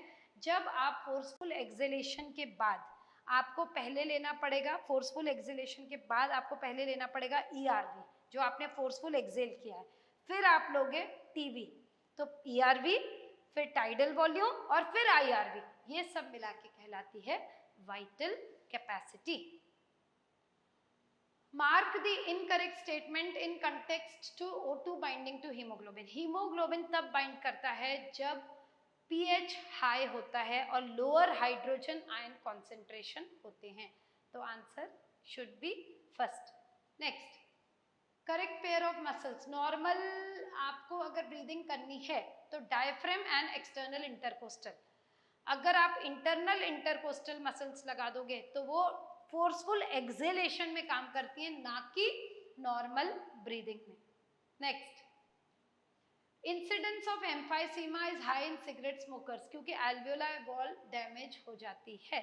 नेक्स्ट, रेस्पिरेटरी प्रोसेस, आपको पता है ये बात हो रही है, रिड्यूस द इंस्पिरेटरी ड्यूरेशन, ये एनसीईआरटी की डायरेक्ट लाइन है। पॉन्स रीजन में, पॉन्स रीजन जो होता है, पॉन्स रीजन, उसमें एक सेंटर होता है न्यूमोटैक्सिक सेंटर, वो इस ड्यूरेशन को कम कर देता है। देख लेते हैं आंसर। नेक्स्ट, CO2 डिसोसिएट, कहां पर डिसोसिएट होता है CO2? लंग सरफेस पे। CO2 डिसोसिएट फ्रॉम कार्बामिनोहीमोग्लोबिन, इसको हेल्डेन इफेक्ट बोलते हैं, यानी कि CO2 जुड़ता कहां पर है? टिश्यू लेवल पे, और डिसोसिएट कहां होगा? एल्वियोलर लेवल पे, वहां पर क्या ज्यादा है? PO2 ज्यादा है, और इस इफेक्ट को बोलते हैं हेल्डेन इफेक्ट। नेक्स्ट, ब्रीदिंग मूवमेंट्स को स्पायरोमीटर, ब्रीदिंग मूवमेंट्स कैसे मेजर कर सकते हैं? स्पायरोमीटर। नेक्स्ट, ये वाला पूरा आपको रिलेशनशिप पूछा है सारे वॉल्यूम्स के बीच में, और पूछा है कि आपको बताना है कौन सा सही है कौन सा गलत है। इसका जो है ना फर्स्ट वाला इनकरेक्ट है, क्योंकि IC क्या होता है? इंस्पायरेटरी कैपेसिटी, आप कितना मैक्सिमम इनहेल कर सकते हो। एक तो आप नॉर्मल कर सकते हो, नॉर्मल यानी टाइडल वॉल्यूम, उसके अलावा आप एक्स्ट्रा क्या क्या कर सकते हो? वो है IRV, तो दोनों IRV प्लस टाइडल वॉल्यूम मिलाकर बनेगा आपका IC, तो ये गलत हो गया। सेकेंड वाला करेक्ट है, वाइटल कैपेसिटी मीन्स अभी भी आपको बताया था TB, IRV, ERV, ये अभी अभी हमने डिस्कस कर लिया था। रेजिडुअल वॉल्यूम क्या है? रेजिडुअल वॉल्यूम मतलब कि अगर हम फोर्सफुल एक्सहेलेशन कर रहे हैं, फोर्सफुल एक्सहेलेशन, उसके बाद भी हमारे लंग्स में कुछ एयर बच जाएगी, उसको हम बोलते हैं रेजिडुअल वॉल्यूम। इन्होंने क्या बोला? Vital capacity. वाइटल कैपेसिटी में क्या है? IRV, ERV और टाइडल वॉल्यूम, उसमें से उन्होंने IRV हटा दिया, तो इसमें इन्होंने इसको बोल दिया है रेजिडुअल वॉल्यूम। ऐसा नहीं है, आपको ये कह रहे हैं कि वाइटल कैपेसिटी से आप IRV भी हटा दो और आप टाइडल वॉल्यूम भी आपको हटाना पड़ेगा, तब जाकर आपका आएगा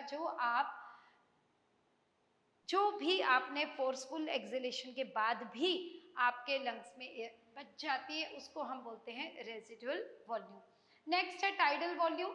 टाइडल वॉल्यूम जो है वो इंस्पायरेटरी कैपेसिटी माइनस IRV, यानी हमारी इंस्पायरेटरी कैपेसिटी होती है टोटल कैपेसिटी, हम कितना मैक्सिमम नॉर्मल एक्सहेलेशन के बाद हम कितना ले सकते हैं। नॉर्मल एक्सहेलेशन के बाद हम क्या क्या ले सकते हैं, एक तो हम ले सकते हैं टाइडल वॉल्यूम और एक हम ले सकते हैं IRV। तो ये कह रहे हैं कि अगर आपको टाइडल वॉल्यूम करनी है तो आप IC में से IRV हटा दो, तो ये बिल्कुल सही है। Next, oxygen haemoglobin dissociation curve right side कब शिफ्ट होगा, टिश्यू साइड पे। तो टिश्यू साइड पे क्या कंडीशंस हैं, हाई PCO2 और लो PO2, है ना। तो ये इसमें से जो आंसर्स हैं उसमें से ऑप्शन है हाई PCO2। नेक्स्ट, ये आपको ऑर्गन्स ऑफ रेस्पिरेशन को मैच करना है। अर्थवॉर्म आपको पता है मॉइस्ट क्यूटिकल से करता है, उसके बाद आर्थ्रोपोड ट्रैकिया से करते हैं। तो आपका आ गया B का 4, आपका आ गया आंसर 3। फिशेस किससे करती हैं, गिल से, और बर्ड्स और रेप्टाइल्स किससे करते हैं, लंग्स। नेक्स्ट, आपको कौन सा ऐसा सेल है, ये हमारा शुरू हो गया बॉडी फ्लूइड्स एंड सर्कुलेशन। कौन से ऐसे सेल्स हैं, ये ब्लड सेल्स की बात हो रही है, जिसमें फैगोसिटिक एक्टिविटी नहीं देखने को मिलती। किस में नहीं देखने को मिलती है बेटा, न्यूट्रोफिल कर सकते हैं, मोनोसाइट कर सकते हैं, मैक्रोफेजेस। कौन नहीं कर सकते, बेसोफिल्स, क्योंकि बेसोफिल्स एंटी इन्फ्लेमेटरी, बेसोफिल्स जो है वो इन्फ्लेमेटरी रिएक्शंस में पार्ट लेते हैं। बेसोफिल्स जो है वो इन्फ्लेमेटरी रिएक्शन में पार्ट लेते हैं। Next, one of the common symptom in dengue fever, dengue fever की खास जो साइन है वो है डिक्रीज इन प्लेटलेट काउंट, जिसके कारण ब्लीडिंग और हीमोरेज होता है, जिसको हम फिर हीमोरेजिक शॉक बोलते हैं। तो देखिए, significant decrease in platelet number. Next, which among the following is correct during each cardiac cycle, ये इंपॉर्टेंट है। The volume of blood pumped out by artery and ventricle is same, ये बिल्कुल सही है। राइट एंड लेफ्ट वेंट्रिकल का जो blood pump होता है दोनों का, वो लगभग सेम है और उसको बोलते हैं स्ट्रोक वॉल्यूम, जिसकी वैल्यू है 70 ml। देखिए, यही सही आंसर है। दूसरे इसलिए नहीं है क्योंकि वो ये बोल रहे हैं राइट और लेफ्ट वेंट्रिकल डिफरेंट करते हैं। हमारी डायरेक्ट लाइन है NCERT की कि each ventricle pumps during a cardiac cycle pump 70 ml, जिसको हम बोलते हैं स्ट्रोक वॉल्यूम। उसको आप मल्टीप्लाई कर लो हार्ट बीट से तो आ जाएगा cardiac output. Next, cardiac activity हम मॉडरेट कर सकते हैं ऑटोनोमस नर्वस सिस्टम से। सिंपैथेटिक नर्वस सिस्टम उसको बढ़ाएगा कार्डियक आउटपुट को, पैरासिम्पैथेटिक उसको कम करेगा। देख लेते हैं, sympathetic stimulates the heart rate and stroke volume. Next, mark the pair of substances जो ब्लड क्लॉटिंग में मदद करते हैं। आपको पता है कैल्शियम का रोल होता है और साथ में आपके प्लेटलेट फैक्टर्स का। हिपेरिन तो एंटीकोएगुलेंट है, वो एंटीकोएगुलेंट है हमारी बॉडी में नेचुरल। ECG डिपेक्ट करता है डिपोलराइजेशन और रिपोलराइजेशन। तो वो ये कह रहे हैं कि क्या रिप्रेजेंट नहीं होता, रिपोलराइजेशन ऑफ एट्रिया हमारे नॉर्मल ECG में नहीं दिखता है। Which of the following lack nucleus, RBC। Next, which of the following is involved in antibody production, आपको पता है बी लिम्फोसाइट्स। बी लिम्फोसाइट्स एक कॉलोनी बनाती है सेल्स की, जिसको बोलते हैं प्लाज्मा सेल्स, और उसी से ह्यूज अमाउंट ऑफ एंटीबॉडी बनती है। नेक्स्ट, ये बता रहे हैं जो आपके हार्ट में नोडल मस्क्यूलेचर है, जहां से एक्शन पोटेंशियल ट्रैवल करता है, SA node, AV node, AV bundle. तो ये हम देखते हैं, सबसे पहले आ जाओ SA नोड, AV नोड, फिर AV बंडल, फिर उसके बाद Purkinje fibre. Next, the cells involved in, अभी अभी देखा था, इन्फ्लेमेटरी रिएक्शन है बेसोफिल्स। इन्फ्लेमेशन मीन्स ये क्या सीक्रेट करते हैं, हिस्टामिन, सेरोटोनिन, ये सब जो है वो इन्फ्लेमेटरी रिएक्शंस में पार्ट लेते हैं। सेकेंड हार्ट साउंड, लब तो बनता है अपने ट्राइकस्पिड बाइकस्पिड वाल्व के क्लोजर से। डब साउंड कब आता है, सेमी लूनार वाल्व्स के क्लोजर से। Next, correctly explains a event in a standard electrocardiogram. देखो भाई, QRS कॉम्प्लेक्स ये वाला आएगा आपका सेकेंड, ये तो डायरेक्ट लाइन है NCERT की।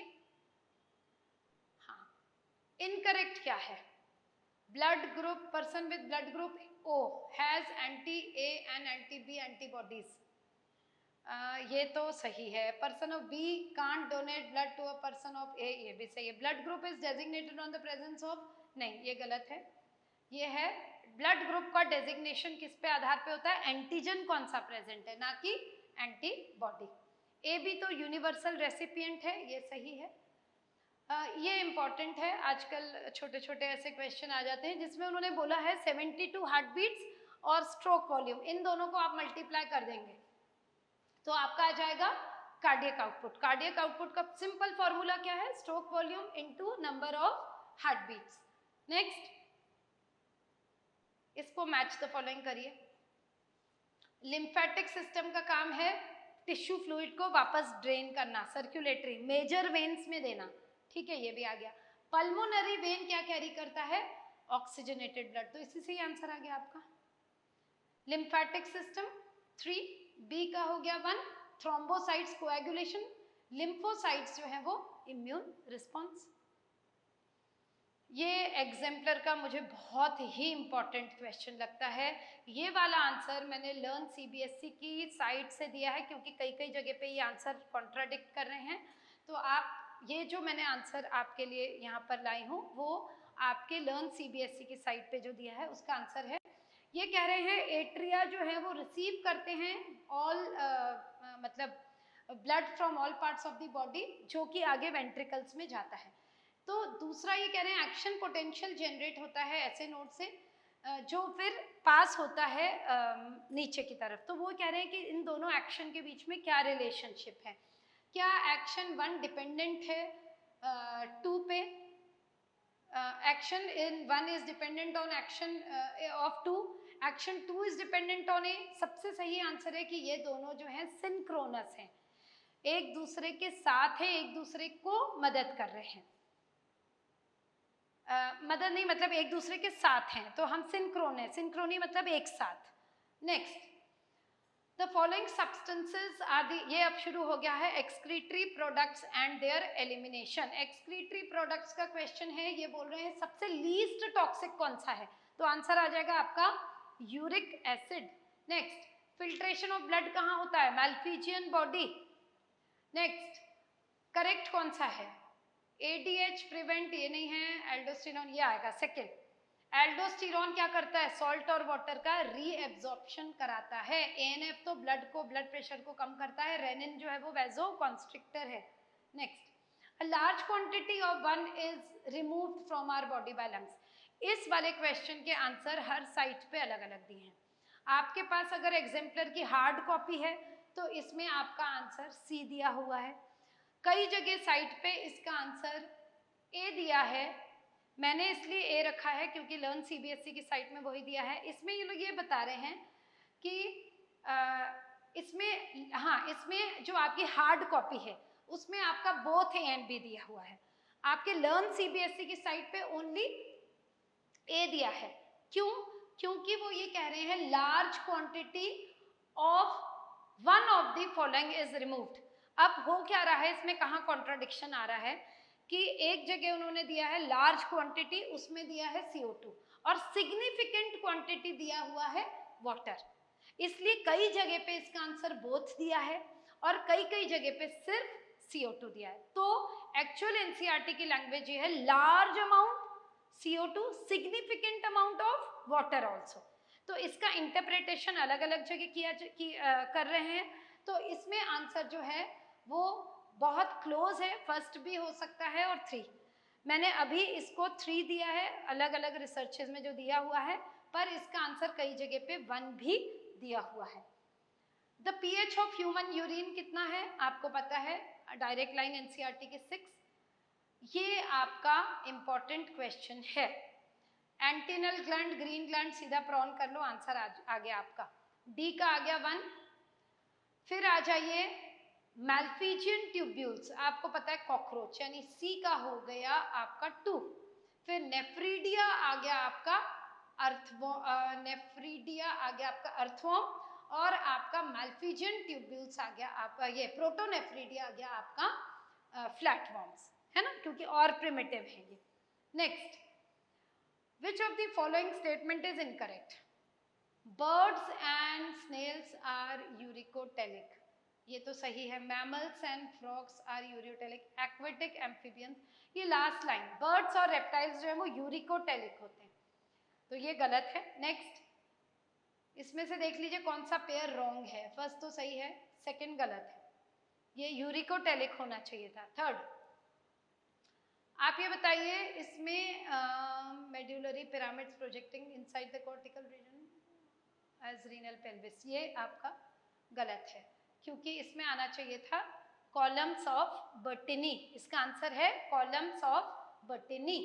Next, the condition of accumulation of urea is known as uraemia, इसको यूरीमिया बोलते हैं. नेक्स्ट, which one of the following is known as anti-diuretic hormone, हमारे बॉडी से डाइल्यूट यूरिन का एक्सक्रीशन ना हो उसको रोकने का काम कौन करता है? Vasopressin. Next, match the following. देखो भैया 70 to 80% से ही आपका हो जाएगा पीसीटी, ठीक है. फिर आपका फिल्ट्रेशन ऑफ ब्लड क्या है? Renal corpuscle. यहां से कर लेते हैं. ए का हो गया 3, फिर बी का हो गया डीसीटी का 4 आयोनिक बैलेंस. आपका C Henle's loop concentrated urine. उसके बाद आपको पता है काउंटर करंट मैकेनिज्म का फंक्शन क्या है? कॉन्सेंट्रेशन ग्रेडियंट बनाना. और आपका रीनल कॉर्पसल का काम है फिल्ट्रेशन ऑफ ब्लड. फिर मैच द फॉलोइंग करते हैं. रीनल कैल्कुला सीधा crystallize salts, glycosuria presence of glucose in urine, nephritis inflammation of glomeruli, gout हो गया accumulation of uric acid in joints. Next, we can produce a concentrated oblique dilute urine, ये किस वजह से होता है? Counter current mechanism in Henle's loop and वाजा रेक्टा. Next, dialysing unit जब हम लेते हैं तो जो सॉल्यूशन लेते हैं वो बिल्कुल उसका कॉन्सेंट्रेशन प्लाज्मा जैसा होता है, पर केवल उसमें क्या नहीं होता? No urea. नेक्स्ट, हाँ ये इंपॉर्टेंट है आपका. ये आ गया अपना लोकोमोशन वाला चैप्टर है ना. लोकोमोशन चैप्टर पे आ गए हम लोग. ये वाला कॉन्सेप्ट अभी ऐसा कहीं एनसीईआरटी में डायरेक्ट नहीं दिया. Fast muscle fibre, slow muscle fibre. देखो कॉन्ट्रैक्टाइल यूनिट को हम क्या बोलते हैं? सार्कोमियर. ये भी हो गया आपका. आई बैंड को क्या बोलते हैं? Actin filament. आई बैंड में कौन सा फिलामेंट है? Actin filament. अब मायोग्लोबिन और लैक्टिक एसिड, इसमें आपको याद करना पड़ेगा जो फास्ट होते हैं फाइबर्स वो एनारोबिक वाले होते हैं, यानी उनमें लैक्टिक एसिड जल्दी बन जाता है. तो ए का हो गया 2. और जो स्लो मसल फाइबर्स होते हैं वो एरोबिक एनर्जी को यूज करते हैं, एरोबिक प्रोसेस को यूज करते हैं, और उनमें मायोग्लोबिन बहुत ज़्यादा होता है. तो फास्ट वाले जो हैं वो लैक्टिक एसिड यानी एनारोबिक एनर्जी को यूज करते हैं, लैक्टिक एसिड उनमें एक्यूमुलेट हो जाता है. और स्लो वाले जो सस्टेन्ड हैं, जो बहुत जल्दी फैटीग नहीं होते, वो एरोबिक फाइबर्स होते हैं. नेक्स्ट, रिब्स किससे अटैच्ड हैं? स्टर्नम से. What is the type of movable joint? ये वाला है सैडल, जो किस किस के बीच में है? ओह आई एम सो सॉरी, ये पिवट और ये एटलस और एक्सिस के बीच में आएगा पिवट. एटलस और एक्सिस के बीच में आएगा आपका पिवट. एटीपीएस कहाँ लोकेटेड है भाई? ये है आपका ट्रोपो ये है मायोसिन में, है ना. मायोसिन का जो हेड होता है उसमें किस किस का साइट है? एटीपी का जो एटीपीएस है वो भी है, और साथ में एक्टिन बाइंडिंग साइट भी वहीं लोकेटेड है. नेक्स्ट, ये बहुत अच्छा क्वेश्चन है. इंटरवर्टिब्रल डिस्क, वर्टिब्रे के बीच में जो डिस्क होती है वो कैरेक्टरिस्टिक है मैमल्स का, बाकी में नहीं होती, न बर्ड्स में, न रेप्टाइल्स में, और ना ही एम्फीबियंस में. नेक्स्ट, आपको तो पता ही है ये क्या है भाई. करेक्ट सीक्वेंस आ जाओ. सर्वाइकल, थोरैसिक, लंबर, सेक्रल और कॉक्सिक्स. नेक्स्ट, हिंज जॉइंट कहाँ होता है? इनकरेक्ट पूछा है. ह्यूमरस और पेक्टोरल गर्डल के बीच में होता है बॉल एंड सॉकेट जॉइंट. यहाँ पर कौन सा जॉइंट होता है? Ball and socket joint. ये फ्रीली मूवेबल जॉइंट है ये वाला. हिंज कहाँ होता है बेटा? पिवट तो ये सही है. ग्लाइडिंग कार्पल, सैडल जॉइंट भी सही है. तो हिंज जॉइंट गलत है क्योंकि हिंज जॉइंट ये है, जो केवल एक ही प्लेन में मूव करे उसको हम हिंज जॉइंट बोलते हैं। ये वाला ह्यूमरस और आपका पेक्टोरल गर्डल के बीच के जॉइंट को हम बोलते हैं बॉल एंड सॉकेट जॉइंट। तो ये गलत आंसर है, मतलब इनकरेक्ट पेयर है। नी जॉइंट और एल्बो है हिंज जॉइंट। ये वाला जो है ये कौन सा जॉइंट है? Hinge joint. मैक्रोफेजेस और ल्यूकोसाइट कौन सा मूवमेंट करते हैं? Amoeboid movement. नेक्स्ट, डिसऑर्डर नहीं है बोन का, ये है एथेरोस्क्लेरोसिस। एथेरोस्क्लेरोसिस जब हमारी कोरोनरी आर्टरी के अंदर जो हमारे हार्ट के मसल्स को ब्लड सप्लाई करती हैं उसके अंदर अगर फैट का, फाइब्रस टिश्यू का डिपोजिशन हो जाता है, उस कंडीशन को हम बोलते हैं एथेरोस्क्लेरोसिस। इसका बोन डिजीज से कोई लेना देना नहीं है। नेक्स्ट, इनकरेक्ट पूछा है। हार्ट मसल्स, ये तो सही है। Muscles of hand and legs are striated and voluntary, ये भी सही है। Muscles located in the inner walls of alimentary canal are striated, ये गलत है। ये स्मूथ होते हैं। जो इंटरनल ऑर्गन्स को लाइन करते हैं, जो ये स्मूथ मसल्स होते हैं, जो इनवॉलेंट्री इन नेचर होते हैं, तो यहाँ पर इन्होंने स्ट्रेटेड दे दिया, ये गलत है। नेक्स्ट, ट्रू पूछा है भाई। आ जाओ, हेड ऑफ ह्यूमरस किसके साथ आर्टिकुलेट करता है? Glenoid cavity. ये जो हेड ऑफ ह्यूमरस है ये ग्लिनोइड कैविटी, ग्लिनोइड कैविटी किसके नीचे है? एक्रोमियन के नीचे। तो एक्रोमियन आर्टिकुलेट करता है क्लैविकल के साथ और ग्लिनोइड कैविटी आर्टिकुलेट करती है हेड ऑफ ह्यूमरस के साथ। मसल्स विद कैरेक्टरिस्टिक स्ट्रिएशंस भी हैं, स्ट्रिएटेड भी हैं और इनवॉलेंट्री, तो हार्ट की मसल्स। नेक्स्ट, ये आ गया फिर से क्वेश्चन। बताइए आप लोग, फ्लैट बोन्स कौन सी होंगी? आपकी स्टर्नम, ए का हो गया 4, ठीक है। बी का ग्लिनोइड कैविटी किसके साथ आर्टिकुलेट करेगा? Glenoid cavity, pectoral girdle. Freely movable joint, 3 type के जॉइंट्स होते हैं। फ्रीली मूवेबल जॉइंट्स को साइनोवियल जॉइंट बोलते हैं क्योंकि इनके बीच में एक साइनोवियल फ्लूइड होता है, जैसे कि आपका सैडल जॉइंट हो गया, बॉल एंड सॉकेट जॉइंट हो गया, पिवट जॉइंट, ये सब क्या है? Freely movable. कार्टिलेजिनस जॉइंट्स आपके स्लाइटली मूवेबल जो वर्टिब्रे के बीच में हैं, और इमूवेबल जॉइंट्स जिसको हम सूचर्स बोलते हैं, जो आपको पता है जो क्रेनियम की ये जो स्कल बोन्स के बीच में होती है ना। तो ये आपका नेक्स्ट है केमिकल्स। ये आ गया हमारा नेक्स्ट चैप्टर। ये आ गया आपका न्यूरल कंट्रोल एंड कोऑर्डिनेशन का exemplar. Chemicals which are released at the synaptic junction, chemicals को हम बोलते हैं न्यूरोट्रांसमीटर। नेक्स्ट, पोटेंशियल डिफरेंस जो बनता है ड्यूरिंग, आपको पता है रेस्टिंग कंडीशन में नेगेटिवली चार्ज होता है अक्रॉस, इसको ये किसके कारण है? Sodium and potassium ions. अंदर पोटेशियम होता है एक्सॉन के अंदर और बाहर सोडियम होता है। Next, resting membrane potential maintain कौन करता है? Pump, sodium potassium pump. Next, function of our visceral organs is controlled by, very good. Somatic तो होगा नहीं, सिंपैथेटिक एंड पैरासिम्पैथेटिक। सोमैटिक तो नहीं हो सकता, somatic is for the skeletal portion. तो ये इंटरनल ऑर्गन्स हैं, विसरल, तो इसके आंसर है सिंपैथेटिक। अच्छा, सिंपैथेटिक जो करेगा उसका just opposite parasympathetic. Sympathetic heartbeat बढ़ाएगा, पैरासिम्पैथेटिक कम करेगा। सिंपैथेटिक ब्लड प्रेशर बढ़ाएगा, पैरासिम्पैथेटिक कम करेगा। तो ये दोनों एंटागोनिस्टिक होते हैं और विसरल ऑर्गन्स को यही कंट्रोल करते हैं। Next, strong emotions, limbic system. आपको पता है लिम्बिक सिस्टम में एक विश बोन स्ट्रक्चर है जिसमें हम लोग सिंगुलेट गायरस और हिप्पोकैम्पस, एमिगडाला और ये साथ में हाइपोथैलेमस, दिस इज ये पूरा स्ट्रक्चर जो है वो इमोशनल ब्रेन कहलाता है। इमोशंस को कंट्रोल करता है, जैसे रेज, मोटिवेशन, प्लेजर, तो ये सब चीज़ें जो हैं लिम्बिक सिस्टम प्लस हाइपोथैलेमस। इसको अपन आ गया हमारा केमिकल कंट्रोल एंड कोऑर्डिनेशन, हमारा लास्ट चैप्टर आ गया। पीनियल ग्लैंड जो है वो क्या सीक्रेट करता है? मेलेटोनिन। थायराइड क्या करता है? Tetra iodothyronine. ओवरी क्या करता है भाई? ईस्ट्रोजन। और adrenal medulla that is epinephrine. Next, anterior pituitary के हार्मोन्स बताए हैं, ऑड वन बताना है। तो इसका आंसर आ जाएगा ऑक्सीटोसिन, क्योंकि वो कहाँ से रिलीज होता है, posterior pituitary. Next, Mary is about to face interview, पर कुछ समय पहले उसकी हार्ट बीट बढ़ने लगी, रेस्पिरेशन रेट बढ़ने लगा, तो उसकी रेस्टलेसनेस का क्या रीजन है? आपको पता है कौन से हॉर्मोन्स, फ्लाइट, फ्राइट और फाइट, ये जो हॉर्मोन्स हैं वो एड्रेनल मेड्यूला से सीक्रेट होते हैं और इसे हम लोग बोलते हैं एड्रेनालिन एंड नॉर एड्रेनालिन। ये एंटागोनिस्टिक नहीं है, ये दोनों ही मिलके हार्ट बीट बढ़ाते हैं, हार्ट रेट बढ़ाते हैं, पाइलो इरेक्शन करते हैं। नेक्स्ट, स्टीरॉयडल हार्मोन जो कि वाटर और इलेक्ट्रोलाइट का बैलेंस करता है।